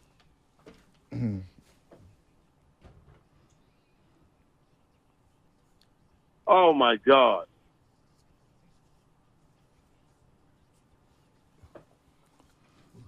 Baldy might have been a double agent. He knows those Philadelphia Eagles very, very well. But you know what? I'm going in my Niner gear. Yeah, bro, I'm wearing my red coat, my throwback Bill Walsh, the long red coat that I've got. If you're scared, go to church. And I'll just clean it when I'm back after they throw eggs at me. And by the way, if you're throwing eggs at people, pretty low, especially if it's costing you $8 a dozen. Well, the fact that they let people walk in these games with eggs says a lot about Philadelphia. But you know what? I don't give a damn. I'm going to my Niners gear. I'm not scared of anything. I'm not scared of the link. And you know what? I feel good about the Niners run game this week. 5-man front? Really? Kyle Shanahan had 3 notable injuries to announce yesterday. Defensive lineman Charles Omenihu is dealing with an oblique strain. I don't like that. Both running backs were hobbled a bit after Sunday's game. Christian McCaffrey was slowed with a calf contusion. I don't like that. While Elijah Mitchell suffered a groin injury in Sunday's game. Did you know that? Groin injury for Elijah Mitchell, calf contusion for McCaffrey? Yeah, the McCaffrey one I saw told you he had like a little limp at the end. All are currently listed as day-to-day. However, Shanahan added he is not concerned with either player's ability in the NFC title game against the Philadelphia Eagles on Sunday. The injury report brought to you by Boxer & Curzon, Northern California's premier workers' compensation law firm, helping injured workers get their lives back for over 40 years. Coming up next, your phone calls, 888-957-9570. If you're on hold, stay on hold. 888-957-9570. Do you fear the Eagles? Honestly. Why are people so shook about the Philadelphia Eagles? We've been here before. If you're scared, go to church. Don't watch the game on Sunday. Because the remix hurts. Secrets, cover-ups, and strange phenomena.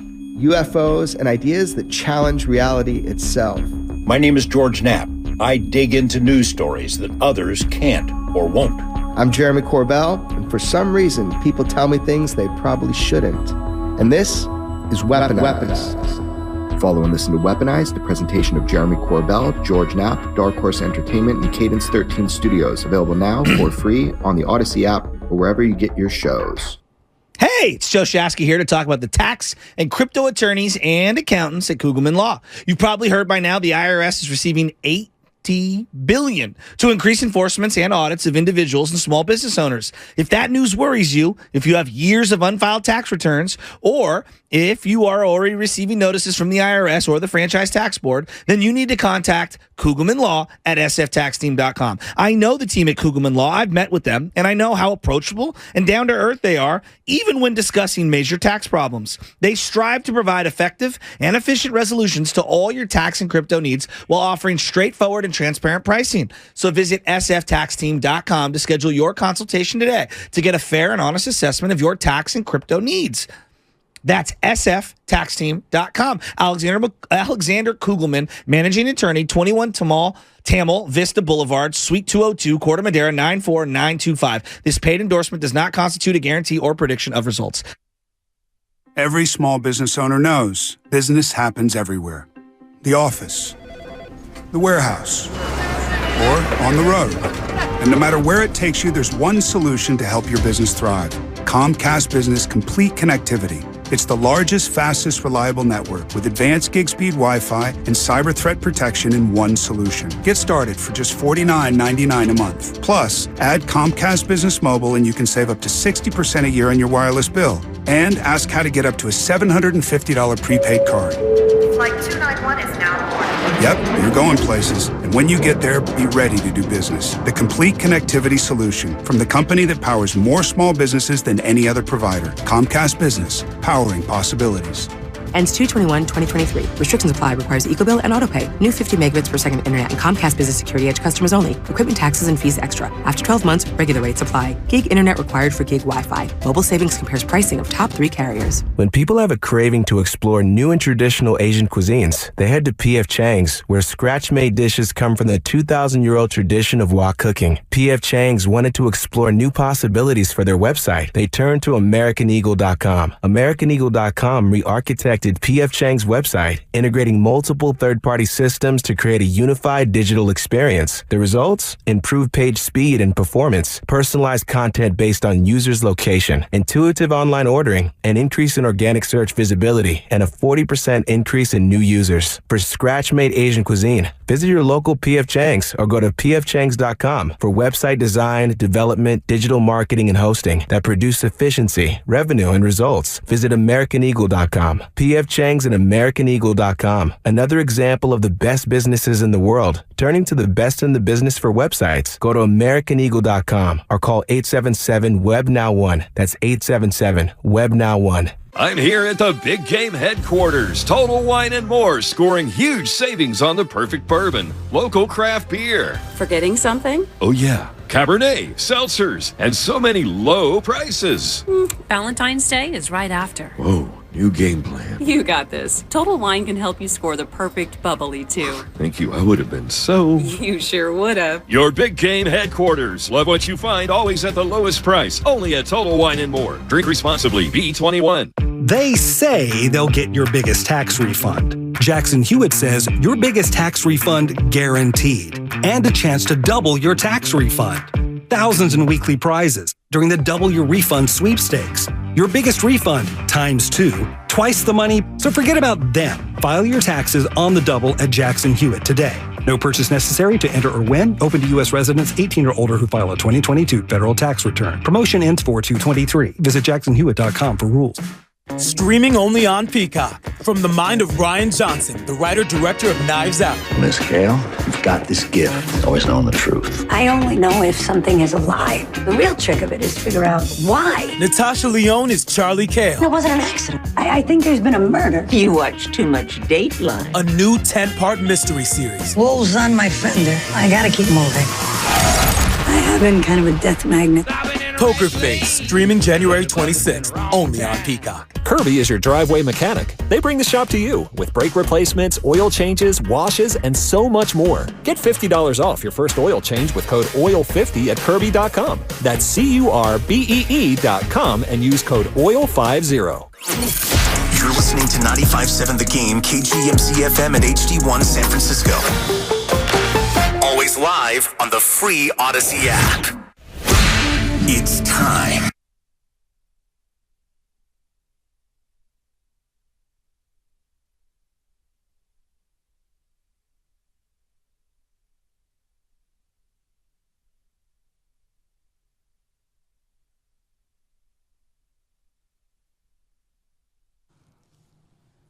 Oh, baby, we have officially turned the page on the Dallas Cowboys.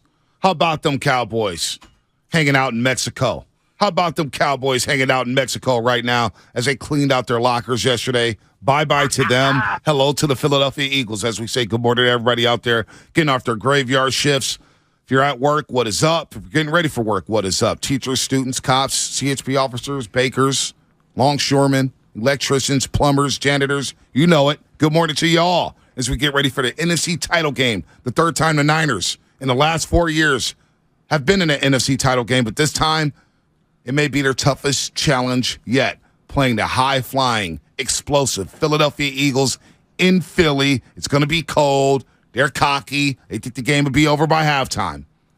They got another thing coming. You know, let's pause for a second on the NFC Championship appearance. Third time in 4 years. Third time for Shanahan in the 3 playoff appearances.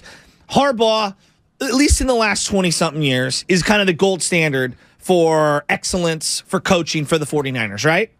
Yeah. Prior to what we're experiencing with Shanahan right now. And I don't want to do the whole like measurement tape and this and the other, but I'm so impressed with how they've done it each time. Like in 2019, coming up out of nowhere, rising from the ashes of how bad the roster was for many years. We had zero expectations heading into that year. I mean, we wanted to make the playoffs, but nobody knew what they'd be. They were amazing, and they suffocated the other NFC opponents, and they obviously made their way into the Super Bowl. Fourth quarter notwithstanding, they had Kansas City where they needed them. Last year, Bonte getting in by the skin of their teeth, if you will, and then finding a way to fight through Dallas, fight through Green Bay. Very impressive. And then to fall short in the fourth quarter, it's like, Yeah, I don't want to do that because Harbaugh. No, I'm not comparing. What I'm saying is I think this this year, I feel the most satisfaction getting this far in comparison to the other 3 chips during Shanahan's, because it seems so improbable. The second Jimmy went down, after Trey had gone down earlier, after everything, I did not think that they would be in this position. And it has nothing to do with the Mr. Irrelevant portion. It's third-string quarterback portion. Yeah. And the season's not over yet. I know it's not. We got a long time to wax poetic on the great job Shanahan has done over the last 4 years. We could go back to Harbaugh and what he did in 2011 and the last run they made. They had to win 3 playoff games on the road, and they almost did that. Yeah. They won in Green Bay, 0-degree weather. They go to Carolina, who had a bye week, and Cam Newton was playing like Superman. And they go to Carolina, have some goal line stands and events to the NFC title game. And, of course, we know what happened in Seattle, but it's about the now. We can look back at Shanahan's run the last 4 years. We can talk about it. Look, in his 8 playoff games as head coach, you can make the argument he's had the inferior quarterback in 7 of those 8 games. That's incredible. All right? First playoff game against Minnesota, Kirk Cousins. Shanahan wanted Kirk Cousins. Yeah, a lot of people will take Kirk Cousins over Jimmy Garoppolo. He opined at a press conference during at a the podium. Super Bowl. Yeah. During the Super Bowl week. I know. Aaron Rodgers, NFC title game. You'll say he's better than Jimmy Garoppolo. 2020, last year, Jimmy Garoppolo goes to Dallas. You probably will take Dak over Jimmy Garoppolo. You'll take Aaron Rodgers over Jimmy Garoppolo. You'll take Matt Stafford over Jimmy Garoppolo. Yes. You may take Dak over Brock Purdy. Maybe in 10 years we look at it differently, but yes, right now I would. Right now. Yes, I think I think that take off your lenses. You would take Dak You're over taking Brock Dak Purdy. over Purdy, sight unseen. Yes, most people are. Yeah, I agree with you. And Geno and Purdy's a wash. It's almost a wash. And I'm sure there are a lot of people that are going to lean in both directions, but I might lean Geno. But yes, I will take your wash. You can make the argument that in all 8 playoff games Shanahan has coached, he's had the inferior quarterback. That's crazy. So that, to me, is one of the most impressive attributes that he's had during the playoffs. Now, play calling, showing that killer, I thought he did Sunday. I thought he did Sunday against the Cowboys in the second-to-last drive, in which the Niners ate up 8 minutes off the clock. He threw the ball on first down. He threw the ball empty set on 3rd and 2 multiple times on that drive. That was the most. You want to talk about trust? The T word? That, to me, was the most telling portion of his trust in Brock Purdy right there. All right? So not only that. So then you get the last drive, and he throws it on first down. That's why when Baldy's talking about the 5-man front that Philadelphia runs with their defensive linemen, I like that. I like that a lot. Shanahan can get creative against his defensive front and get against those linebackers. And I like the running backs for the 49ers against their linebackers every single day of the week and twice on Sunday. That's their strength. If they want to go one-on-one with George Kittle, Deebo Samuel, and Brandon Ayuk, will be my guest. They can be beat. Brock Purdy just has to continue to play mistake-free football. Philadelphia doesn't know what's coming to them. They think this is going to be a walk in the park. The way they talk, I'm telling you, Shasky, the way they talked on their airways, and we're going to get Angelo Cataldi from WIP 94. He's going to be on with us Thursday at 7:20. He was chirping. Their callers were chirping. Everybody's saying this game is going to be over by halftime. How would you describe Angelo Cataldi to, let's say, my wife? He's the voice of Philadelphia. Okay. He's the guy in Philadelphia. He rides with the birds. He talks to the birds. He talks to their head coach every single week. He is Philadelphia. He is their fan. Is he their king of media? Well, I don't know who the king is here. But he is their king of media. It's not Howard Eskin. Howard's got more of a Lowell Cone feel to him. The Giants suck. What does that mean? Well, like he's kind of like, I think he sees himself, and I don't mean this as a knock to Lowell, but like everyone's zagging, Lowell's zigging. You know what I mean? And I feel like Howard isn't necessarily like one with the people. Right. He's more like, I'm going to tell you why you're wrong or why you're right. Like, I don't know. It's just a little different. No doubt. And I don't mean that as a knock on Lowell. I meant like old school journalists. Yeah. Like, I don't root for these teams. Right. He's an old school guy, though. He rides with the Eagles. Where it feels He would like challenge Cataldi's coaches. more of the man of the people. Yeah, he's a man of the people. Exactly. He challenges you coaches. get the difference that I'm trying to make? No doubt. No doubt. So we're going to talk to him at 7:20 because I listened to their show coming in to our show, and it pissed me off. Was it better than ours? Move. Hell no. How many people is on that show? Three people. Are on that show? Yeah, 3 people. 3 people? Yeah. 3-man weave? 3-man weave. And maybe there's a woman, I don't know. Yeah, maybe. Yeah. So he needs 3, huh? By the way, has K. Scott returned your text? No, not yet. I'm not seeing anything here. Let me just double check. Yeah, no, not. I'm looking at her timeline. There's a lot of fly Eagles fly on that timeline. Hey, man, she's moved on. Kate Scott to Philly. I don't knock, Hey, come on now. She's going to be behind enemy lines for quite some time. As Tyler Miller says, she's the ops now. Tyler Miller. We need ops. We need ops to help us get into Philadelphia. All right? Let's go to the calls, man. I'm fired up about this game. They're talking Niner fans. You thought Cowboy fans were chirping last week? We knew they were delusional. We knew they were going to walk out sad, and we're going to be singing, na, na, na, na, na, na, na, na, hey, hey, hey, goodbye. We knew that was happening. When I get to sing that song in Philadelphia on Sunday to those Eagle fans walking out the link, I can't wait for that. I can't wait for that. Cockiness from the East Coast, man. It's really bothering me this morning. Let's go to Mark in Oakland. Mark, what's happening? You're on the road. Hey, Mark. Hello. What's up, Mark? Hello. What's up with it? This is Marcus, man. What up, Marcus? What's up, Marcus? Ain't too much, man. Ain't too much. I just heard a little bit of what's going on. Shaq, you worried? No, I ain't worried. It's all part of the bit. You know that. Bruh. Come on, man. I'm going to be there. Let's go. Let's go, Mark. Where are we linking up? Wait, this Marcus Bosworth? Yeah. What's up, Marcus? Hey, you know what? Marcus is in the section next to me, and I met him at Jerry's World last year. Did you just turn hood on me in the middle of this segment? Hey, my guy was at Jerry's World last year. He said, hey, Bonte, what's up, man? I'm a roaster. And we were out there screaming, we're going to Lambeau. Then I saw him out there. Every time there was a first down, I look over at Marcus is repping, standing up the whole damn game, and he's coming to Philadelphia with us. What's up, Marcus? Oh, my God. Man, ain't too much, man. We finna mob up there, man. Let's go. When you getting out there? Five of us going, man. We going. When you get out there to Philly? I'm going to be out there Saturday at 2:30. Oh, let's go. Let's go. Hey, Marcus, did you notice how Bonte introduced you all normal? And then the second he found out you were that Marcus, he jumped into the phone booth, came out like Hoodman instead of Superman, and he was ready to go? Hey, man, you got to be a chameleon, man. There we go.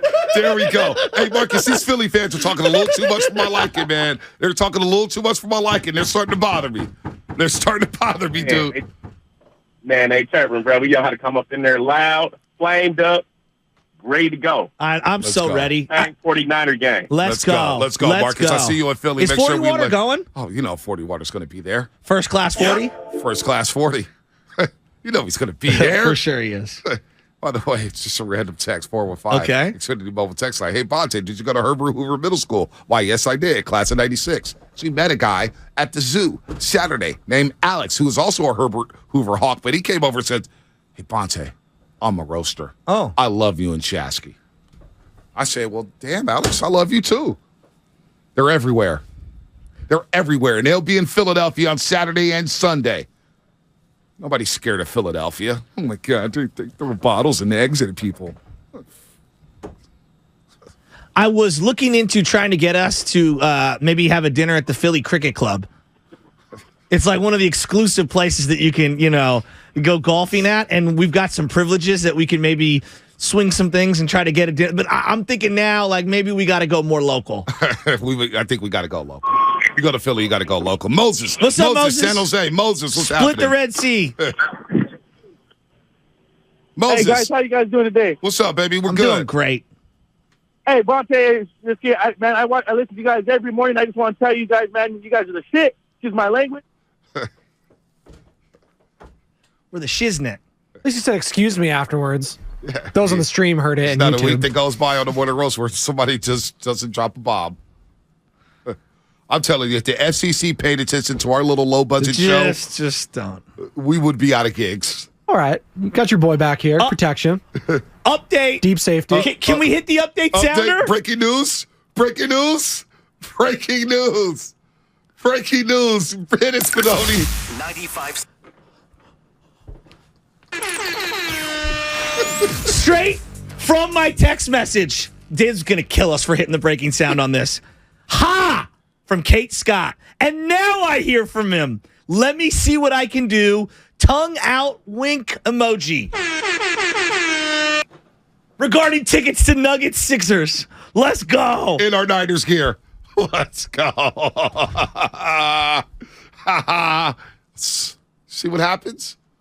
See what happens? And I'm hitting her up with a Fly Eagles Fly, LFG. Oh, why would you do that? Just because you got to play the game. Don't butter her up. Don't fake it. Don't fake it. Kate, we're coming out there in Niners gear, and we'll be singing Niners songs all night long. Don't give me no Bamber weed. All night long at Wells Fargo Center. And then afterwards, everybody light your Vega. And burn out our lungs. John in San Jose. John, what's happening? Dude, those green leaves. Oh, my God. Very waxy. A lot of people on YouTube think Kate's going to flake. Hey, you know what? Can you hear me? Yeah, we got you, John. What's up? Sorry, we're doing our thing here. Sorry, John. We're in our bag right now. We got a shout out for Kyle for switching this up. He's been having McDaniel's offense, and he started this season with kind of going with that. Jimmy says, "Hey, what's going on?" And they went back to the old school smash mouth football, West Coast style, and it's gotten back on track. Of course, when McCaffrey came in, he galvanized the team, but now they've opened up the whole playbook, and you know what? Purdy's doing the job, getting it done, doing the point guard action, and so all we got to do is just have the war of the trenches, and then just go beat up on Philly. I think we will beat up on Philly. I don't like that we said the McDaniel's offense. Like, Shanahan's the one that's been creating this bad boy. Yeah, this is They're all running variations of him and his father's scheme. Mm-hmm. Like Zach Taylor. And then they've all obviously have their own spins on it. But, like, come on. Like, really? Shanahan's play calling. Honestly, maybe a play here and there. I had more of an issue with his time management in that game against the Cowboys more than anything. I thought the play calling was fine. Dallas was flying around on defense. I thought he called a good offensive game plan. It was a good game plan for the Niners. They came out with a victory. I've been thoroughly impressed with Shanahan ever since that Kansas City Chiefs game.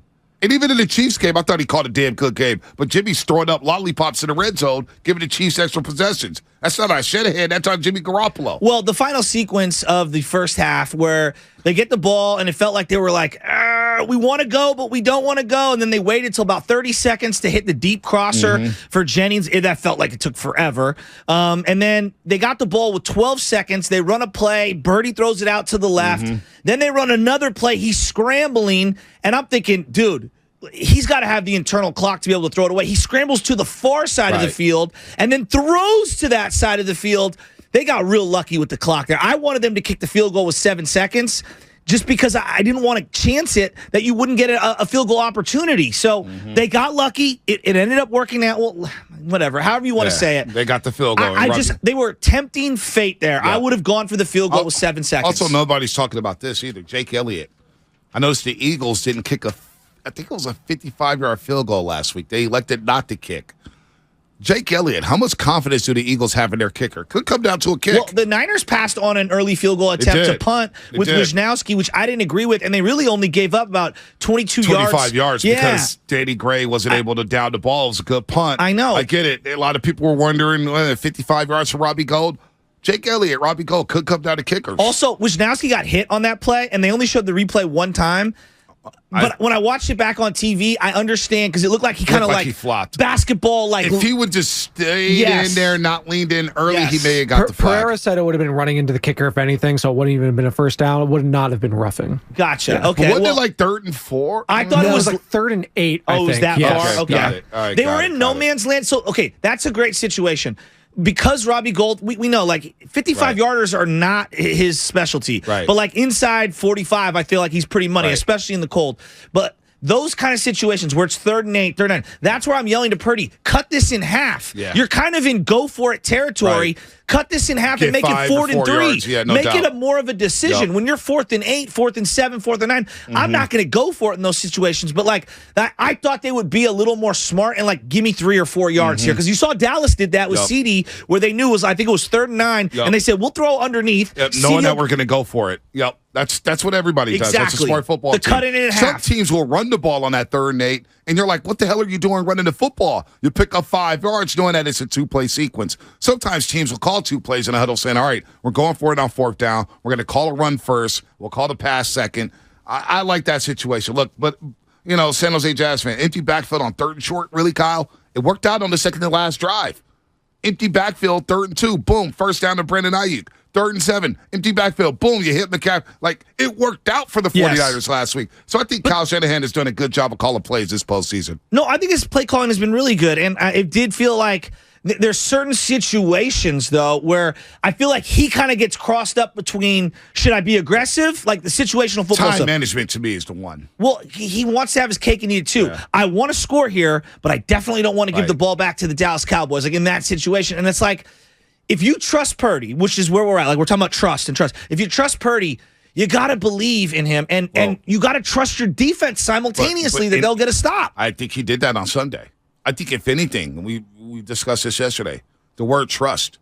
I walked out of that game saying, Kyle trusted the defense to keep him in the football game, and when it was nut-cracking time, when it's time to go put away the Dallas Cowboys, he trusted Brock Purdy in that offense to get first down, to eat up clock, and put that game away. Kyle Shanahan did. I think Shanahan has done a phenomenal job. Hell, since the bye week, when it was Operation 4-4, and they came out of that bye week, Shanahan, for the most part, I mean, if you want to talk about the Saints game, you want to bring up the Chargers game, okay, there's some outliers there. Shanahan, to me, has been dynamic with his play calling. He's been phenomenal as a head coach. That's why I think he may have jumped everybody for Coach of the Year. Well, and we talk about trust and trust, don't forget, we trust our partners at Boxer and Gerson who are sending us to Philadelphia. One of the things that I keep thinking about is he's done a great job in the 2-for-1s. You hear this in basketball. What is, he called it a wedgie? Is that what Tim Hardaway called it? A wedgie at the end of a sequence. Let's say there's 35 seconds left. We're going to get a shot off. They'll get a shot, and then we'll get 2 attempts as opposed to just the 1 attempt. He has done a great job scoring before halftime, getting the ball back, and scoring again. It's the Bill Belichick double up. And double up, exactly. And so, like, I think that in that situation, knowing that Dallas was getting the ball back, as I go back to the T word, the trust, he was trusting in his offense to score there late and not give them any time, and then hopefully pitch a shutout on the front end of that third quarter. And you have to understand what type of football game you're going to be in.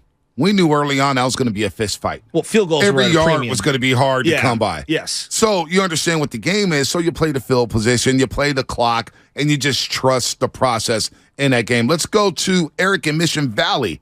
Eric in Mission Valley, what's happening? You're on the roast. Hey, thank you for having me. Where's Mission Valley? Mission Valley's in San Diego. Oh, nice. Oh, okay, you're down to Dago. Dope. Nice. Dope. What you got? Oh, yeah. Well, the question that was posed was, what's something that your partner doesn't know? And recently I hung out with my girl and all of her friends, and I came to the conclusion that I got the ugly one. Wait, you listen to the right show? What the hell was it? How did he get through the why did we cut him? How did he even get through you, Sam? I don't know. I'm like doing several things back here, so I thought maybe I just didn't hear you guys pose that question. It's like you just threw a Dak interception in the red zone. I might have did, yeah. I wanted to keep him on. I wanted to see where it was going. I asked him, I was like, you sure you want to come on air and say this, dude? He's like, oh, no, I'm ready to do this. I'm like, all right, it's your funeral, I guess. I didn't even get it. I think that was the joke, and then he was quiet after that. I'm Dr. Drew here at the Love Line late at night. Let's break. I need a timeout after that. What was that guy's name? Eric in Mission Valley. No. Was it Dr. Drew? What's coming up in the game? Sponsored by Pfizer. The Road to Glendale is brought to you by the San Francisco Sheriff's Office. That was Your weird. future begins here. Visit sfsheriff.com to apply today. This winter, there are COVID-19 booster shots designed to help protect against recent Omicron variants. If it's been at least 2 months since your primary series or original booster, schedule your updated COVID-19 booster dose at vaccines.gov. Sponsored by Pfizer and BioNTech. Christian McCaffrey continues to deliver on the field. But off the field, the superstar running back has to look his best, and that's with him wearing our favorite brand, Flag and Anthem. The best flannel shirts, the most versatile quarter zips, and they layer up with everything you've got in your closet. They've also got shirt jackets, hoodies, and durable jeans that Joe Spadoni's wearing right now, and he's bending down because they've got a hint of athletic stretch. Flag and Anthem makes premium quality clothes with an attention to detail at a fair price that we can all afford. In other words, the kind of clothes that will last you years. So head over right now to flagandanthem.com and use the code GAME, G-A-M-E, for 25% off your purchase. Flag and Anthem, real clothes for real life. So, the other day, I bought an extremely chatty... Boring story time. Make that an extremely catty cockatoo. You're welcome. Apparently, the pet store won't take it back.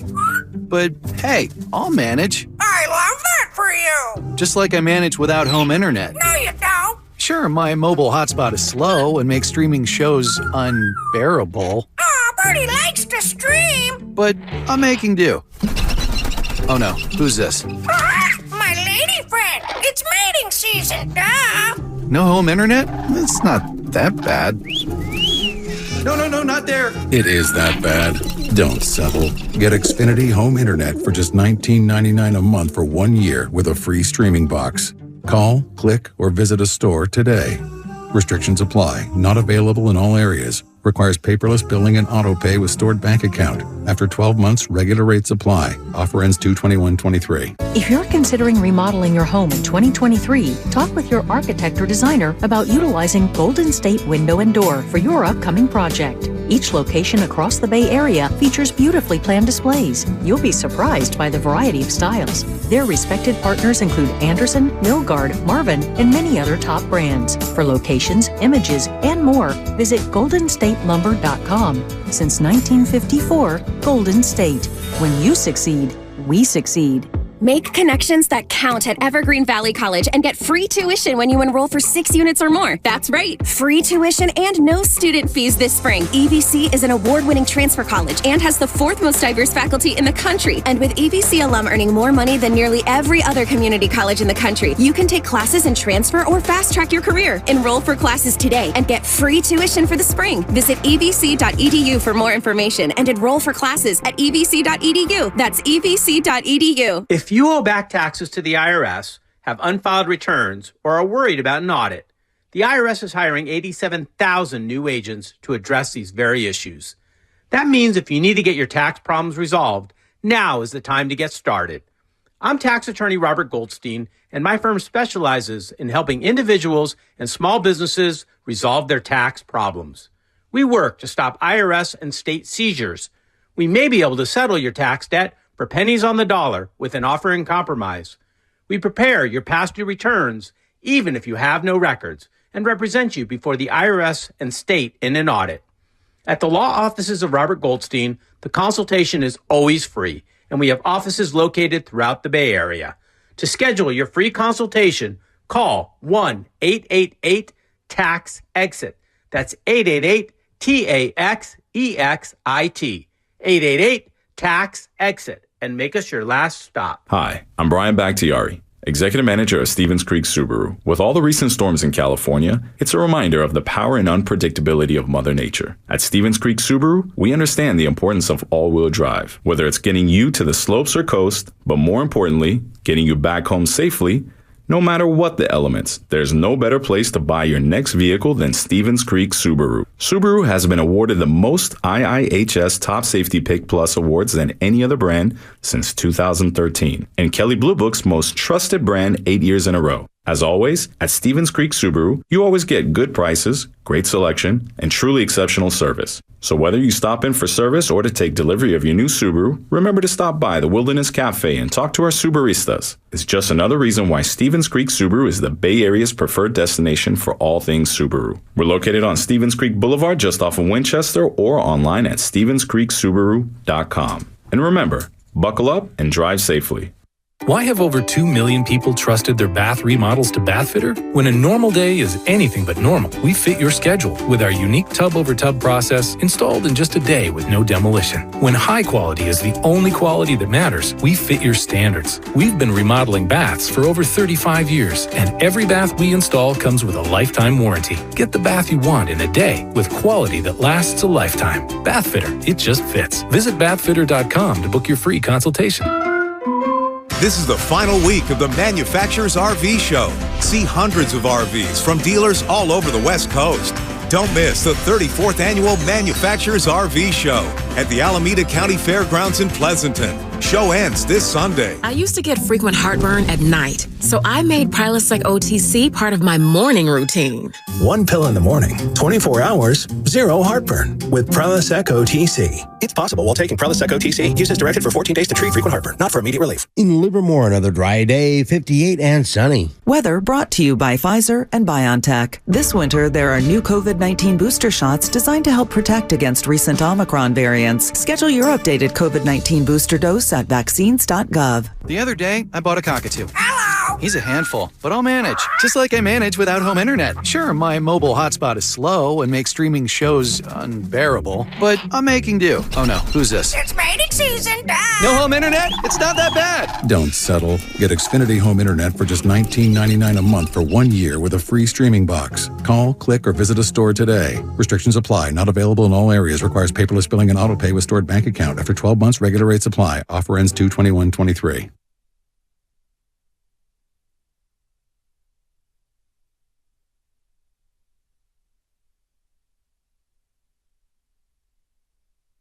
What are you doing? Now back to the morning roast with Bonte Hill and Joe Shasky. Take it away, Bonte.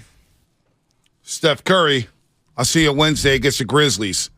Talk about a fraudulent team. Let me get me started on those frauds.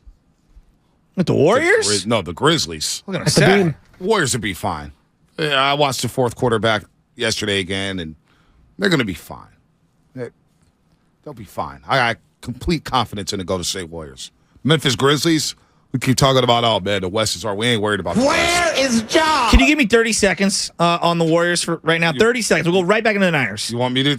I listened to the Bob Myers, Steph Curry podcast on Bob's, whatever. What's it Bob's called? podcast. I don't remember. Whatever it's called. Anyway. Bob Myers hosts his podcast, ESPN. Anybody who thinks that Steph Curry and Bob aren't like in lockstep with what the decisions are and things like that, like, of course. Yeah, but the way people talk online about Bob screwing this up, Lacob is screwing up. Listen, you got people are out of their minds. You have a lot of irrational fans out there who don't believe they're trying to win basketball games. Joe Lacob paying luxury tax. What is he paying? $400 million, $300? I lost count. And they're not trying. The Warriors will be fine. We'll get to the Warriors tomorrow when they play the Grizzlies. They got smoked last night in Sacramento, 133-100. Kings, they're offensive force, man. They play good offensive basketball. They opened the game 12 for 12 from the three-point line. I know Ja didn't play, Steven Adams didn't play, but the Grizzlies, anybody scared of the Grizzlies? They're like the Cowboys now. They're like the Cowboys in the NBA. Nobody's scared of the Grizzlies. The Memphis Grizzlies? Championship threats? Please. And thus concludes our NBA talk for today. Oh, man, the Grizzlies. This segment is brought to you by The Road to Glendale, West Credit Union, working for you today, tomorrow, and together. Shout out to Boxer and Gerza sending you the boys to Philadelphia. Thank you. Shout out to Kate Scott for working out tickets for us for Saturday's game between the Nuggets and Sixers. Like how I look ahead, the first thing I do when I travel is there a game being played? True story. Okay. We'll get to the lines in just a second. 888-957-9576. You got a story to tell, Big Papa? Oh, I got a story to tell. Okay. Cuba. What are y'all talking Ed to? and I are in Cuba, Havana, Cuba. Right? Uh-huh. I'm thinking, man, what's going on in Cuba? Okay. Realize that the USA Olympic baseball team was playing a game in Cuba one of those days at their Cubano Stadium. They were playing the Cuban national team. Okay. There was like one dude on USA I recognized. But I was like, Anna, let's go to this baseball game. Now I need to know who that one dude was. I don't remember. Okay. I think I went to Cuba 2018. Was it Okay. 2018? Okay, keep going. Keep going. Get to the stadium. They canceled the game because it was too hot, and they were playing the game the next morning. So I didn't get to go. But that just shows you how your boy is wired. Oh, there's a baseball game in Havana, Cuba? Let's go to the stadium. I want to experience a baseball game in Cuba. Wow. So, scouting out Sixers and Nuggets. Sixers, Nuggets on a Saturday before Niners and Eagles? Yeah, I'm with that. Let's get to the lines. That concludes my Cuban story. You're not impressed. Will Michelle let you go check out a baseball game in Cuba? I'm in awe. Would Michelle let you go to a game in Cuba? Would she let me go to a game in Cuba? She probably wouldn't. I mean, why wouldn't? What's wrong with? Yeah, I don't see what the big deal is. All right. She enjoys a good event. All right. As long as they're having a good time, she's got no problem with that. All right. Just wanted to be out there with my Cuban people. Watch some baseball. Let's go to. She does not want to do any more Little League baseball games though because they last like 3 hours and they're just horrible. She hates going to my Little League baseball games are fun. No, not horrible. They last way too long. One kid can't throw strikes, the next kid can. It's a bunch of strikeouts. No one's swinging the bat. It's very boring. The games take forever. You said it, not me. Shout out to the San Bruno Little League. They play some good baseball out there. That's a good Little League. Name one person in that Little League. They play good baseball. Oh, I know kids. Shout out John Bologna, one of the great umpires of the San Bruno Little Shout out League. to the Wardells. Yeah. There you go. Oh, yeah. Sausalito Shasky, go away. Chris is Sausalito. What's happening? Sausalito. Sushi Ron. Jeez. My spot. Hey, what's going on, guys? What's up, baby? Hey, good morning. Y'all, Eagles fan in San Francisco. Fly, Eagles, fly, baby. I was curious on your guys' take. If the Eagles win the game, how are they going to do it? If the 49ers are going to win the game, how are they going to do it? How are the Eagles going to do it? You're an Eagles fan. How are you guys going to beat the Niners? Yeah, what is this? Ask us questions? Yeah, well, you tell me, Eagles fan. How are you going to win the game? Okay, the Eagles going to win. Jalen Hurts going to throw for 300 yards. Brown's going to score 2 touchdowns. Dallas Goedert a touchdown. And Sanders going to run for 100 yards. Oh, wow. So it's just going to be an offensive explosion then for you guys. I hope so, man. I mean, you guys got a great defense. You guys got a really, really good defense. But I just think that unless you guys get the run game going, I think the time of possession will hurt you guys. And I think, I trust Jalen Hurts a lot more than I trust Brock Purdy. All right. I mean, Brock Purdy has more playoff wins right now than Jalen Hurts, but I hear what you're saying. It's true. I know quarterback wins isn't a stat, but like they've played the same amount of playoff games. By the way, some breaking news here. Charles Omenihu arrested after domestic violence allegation in San Jose. Charles Omenihu arrested. Domestic violence allegation in San Jose. It's per Cam Emmon of the Mercury News, of course, our 95.7 Game Insider. Ooh. He was released after posting bail. Oh, he stays in Santana Row. Wow, they just put all his business in the street. Let's go to Gabe in Pittsburgh. Gabe, what's happening? You're on the roast. That's not good. Yeah.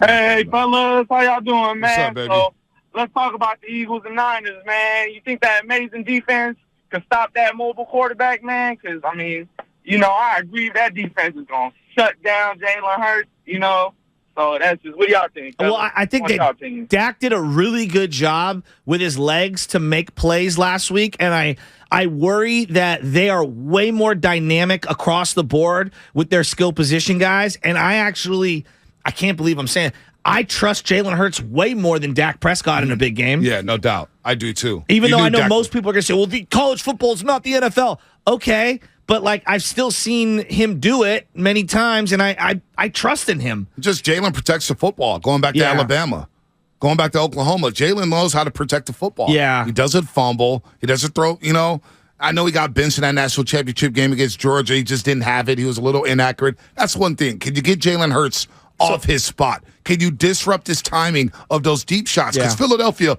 will take about 6 deep shots a game. They got no problem going down the sideline, one-on-one coverage, and giving their wide receivers a chance to make a play. So can you get Jalen Hurts off his spot, and can you disrupt that timing that he has with A.J. Brown and Devontae Smith on the edges?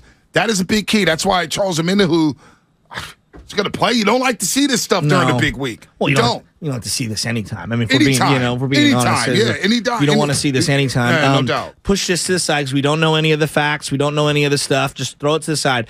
Let me ask you about Drake Jackson. When we were walking around the parking lot, I said, dude, Drake Jackson inactive again. What's going on there? I thought he showed some promise. I know he has just the spin move right now because he's really young.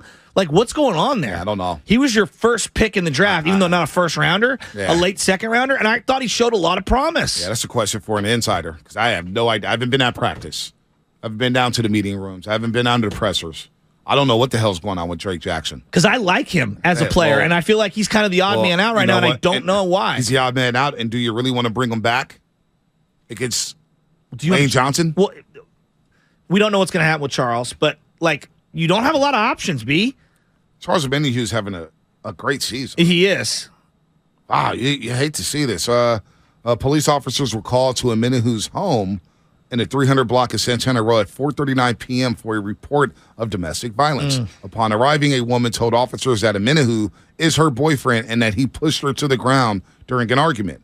A police news release stated that the woman complained of arm pain, but that officers did not observe any visible physical injuries and that she declined medical attention. Omenihu, who was still at the location when officers arrived, gave a statement to police and was arrested on suspicion of misdemeanor domestic violence.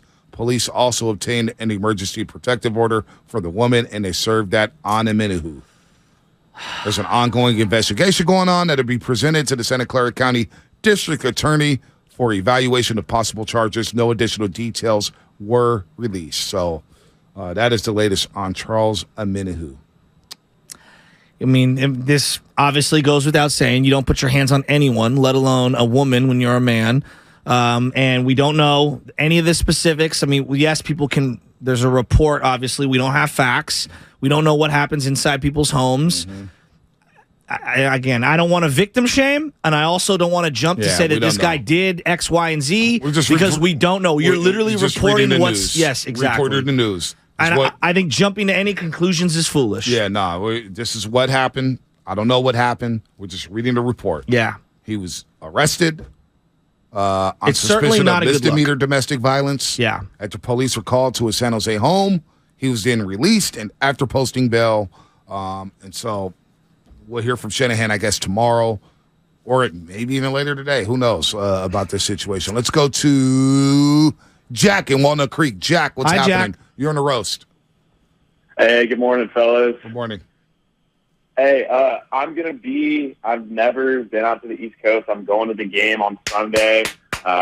Never been to Lincoln Financial, and I got to know what the move is, fellas. I'm going to be representing Niner Nation out there. I'm a little nervous coming into enemy territory. I know you fellas are going to be out there. I'm sure it's going to be a squad, and just trying to see what's up. So, I don't know what we're going to do in terms of meetups. Something we got to kind of survey the land and then obviously figure out where the spots are. Sunday morning, we'll make an announcement. We'll try to set something up. Jack, make sure you DM either Shasky or myself. Insta, yeah, we'll figure something out. We want to get all the roasters. I want to build get everybody. Portfolio. Yeah, there you go. I want to catch you. Oh, you do? Yeah. When I get to that 5K, you know. How many followers do I have? I don't know. We got 6, 7. I have no idea. You're such a liar. I have no idea, Pinocchio. Dude. I don't look at my profile, Your nose man. I don't look at my profile. The trees are just I don't growing. look at it. I don't. I stay off of it. All right. So you're at Bonte Hill? Yeah. All right. Let me look. Is that my name? Is it? It used to be Bonte Hill 415. I think I got rid of the 415. Not sure why I got rid of the 415. Maybe I just wanted to, in case some employers are looking like. You're Burlingame Bonte. Bonte's at 7,100 followers on Insta. Damn, I got that many? Yeah. You are such a... And a blue check mark. I did notice the blue check mark. I got 4,400. That's pretty good. Not bad. I got that many. Like, you don't know how many Insta followers you have. Who, me? Yeah, you. No, I don't. I don't count. I'm not looking for followers. I'm not thirsty. I'm not looking for clout. I'm not posting. I get DM'd at least once every 3 days with, do you want to buy 10,000 subscribers? Do you want to buy 50,000 subscribers? You think about it, huh? Never. I know people who've bought followers. It's embarrassing. It is. Man. Well, you can't go from like 5 followers to like 8,000 overnight. Everybody's trying to flex their social media. I'm not doing that. I noticed there's a function on Instagram where you could not show the likes. Oh, is there? I actually took that off. What do you mean? You know how I say so. Oh, show me that. 500 likes. Yeah. I I like the fact you don't need to show how many likes you have. Nice. Who cares? Because some people get shamed by that. Well, oh man, you got this many likes and you get come on, dude. Here's the funniest. I'll post something like a picture. I usually just post like some family photos and sports. That's it. Like keep it very straightforward, right? And even then, like my wife doesn't like when I post anything with her on social media. Whatever. She doesn't even have social media. But nothing is worse than when something happens in sports and they go to one of my family photos and comment like, "Yeah, you wanted Clay Bench now?" It's like, yeah, that's just photos from like A, 7 weeks ago, and B, it's like it's my family on here. Can you lay off the comment section a little, people? With me, I'm glad Anna went back to a private profile. I think she's still private because people were getting nasty on there. Yeah. And they would DM and be like, "Oh man, I'm not going to repeat some of the things that was told to me," which is why I stopped paying attention to that stuff. Which is why I don't care. I wish I didn't have Instagram, to be honest with you. Get rid of the whole damn thing. I mean, just stop it. No, I'm the biggest lie the devil ever said was that he didn't exist. Get out of here. I'm dead serious. I wish Instagram didn't even exist. Let's bring MySpace back. Am I right? Jesus Christ. I don't even want to be on social media. You are so full of it. No, I'm dead serious. There's some nasty things that people say on there. I get a DM every day or tagged in something every day from some lowlife talking some smack, and I can't respond. Not allowed to respond. So, hey, this is funny. You want to hear something funny? Xfinity Mobile text line 510. We'll go back to the calls in just a second. Fast Five coming up. Fast Five. This is the same guy who created a Mastodon account and then hit me and was like, "Yo, join my Mastodon." Oh, I haven't even looked at that account. I haven't either. Yeah, but I did sign up after you signed up. I was like, am I missing out here? Yeah. Gotta be ready for when the day comes. 510 Xfinity Mobile text line. D Ford is a free agent.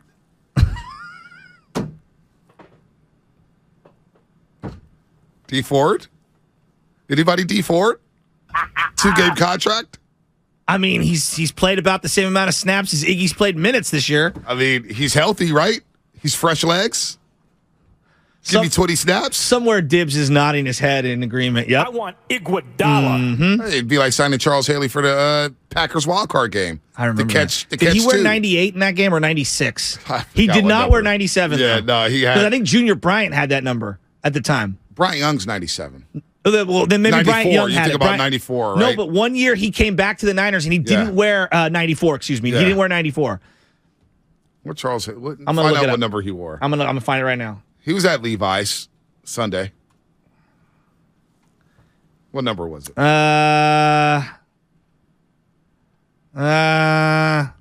know. I think it's 95. I'm gonna keep looking. All right. He had the neck roll on. Yes.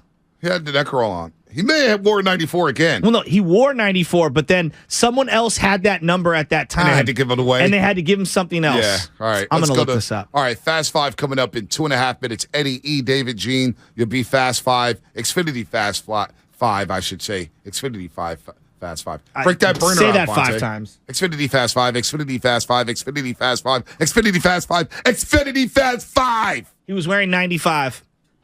Was he? Yep. Didn't John Engelberger wear 95? He did, John Engelberger. White D end. Virginia Tech. Yeah, look at you. He was good. If you say that name, I say 25, Vinny Sutherland. Vinny Sutherland. Or I say Adam Carricker, who played for the Rams. Well, you say Vinny Sutherland, and I go into a dark place. So that meant the Niners stunk. Oh, man. Instagram followers. 4,400 is good. You're about to get 5K. You'll probably get 10K by the end of the year, easily. Did you see who's out here thirst trapping? On Instagram? No, just Twitter. Who? Well, I feel like he's in a tough place. He was, born an Eagle fan, but his children were born in the city where the Niners were. Joe Fortenbaugh says he's torn this week, and he doesn't want anyone to reach out to him on radio. He's torn this week. Joe, love you, buddy. Nobody asked. So why is he torn? What if I hit him up and I said, hey, Joe, we've got 7 seconds for you to do a radio hit. That's it. That's so inside radio right there. Hey, listen. Fortenbaugh did see a tweet. I love Fortenbaugh. That's my guy. He's doing big things in Vegas. But I did see a tweet where he was talking big smack. He called Little Giant fan, because you know how they call each other, they call themselves Big Blue. Yeah. Hey, Little Giant fan. Yada, yada, yada, right? And he's like, the Giants, you guys stink. You got nothing on the Eagle. Like, he was talking big. I was like, damn, Joe Fortenbaugh's an Eagle fan? I had no idea. So now he's a double agent. Remember he called us that postgame show after the Eagles beat the Niners on Sunday Night Football? I do vaguely remember that. And we didn't know who it was. Was he still working here? No, he was not here. Oh. He was not here. And he hijacked the show. And he left so I could fly. Fly. Soar straight to the sun.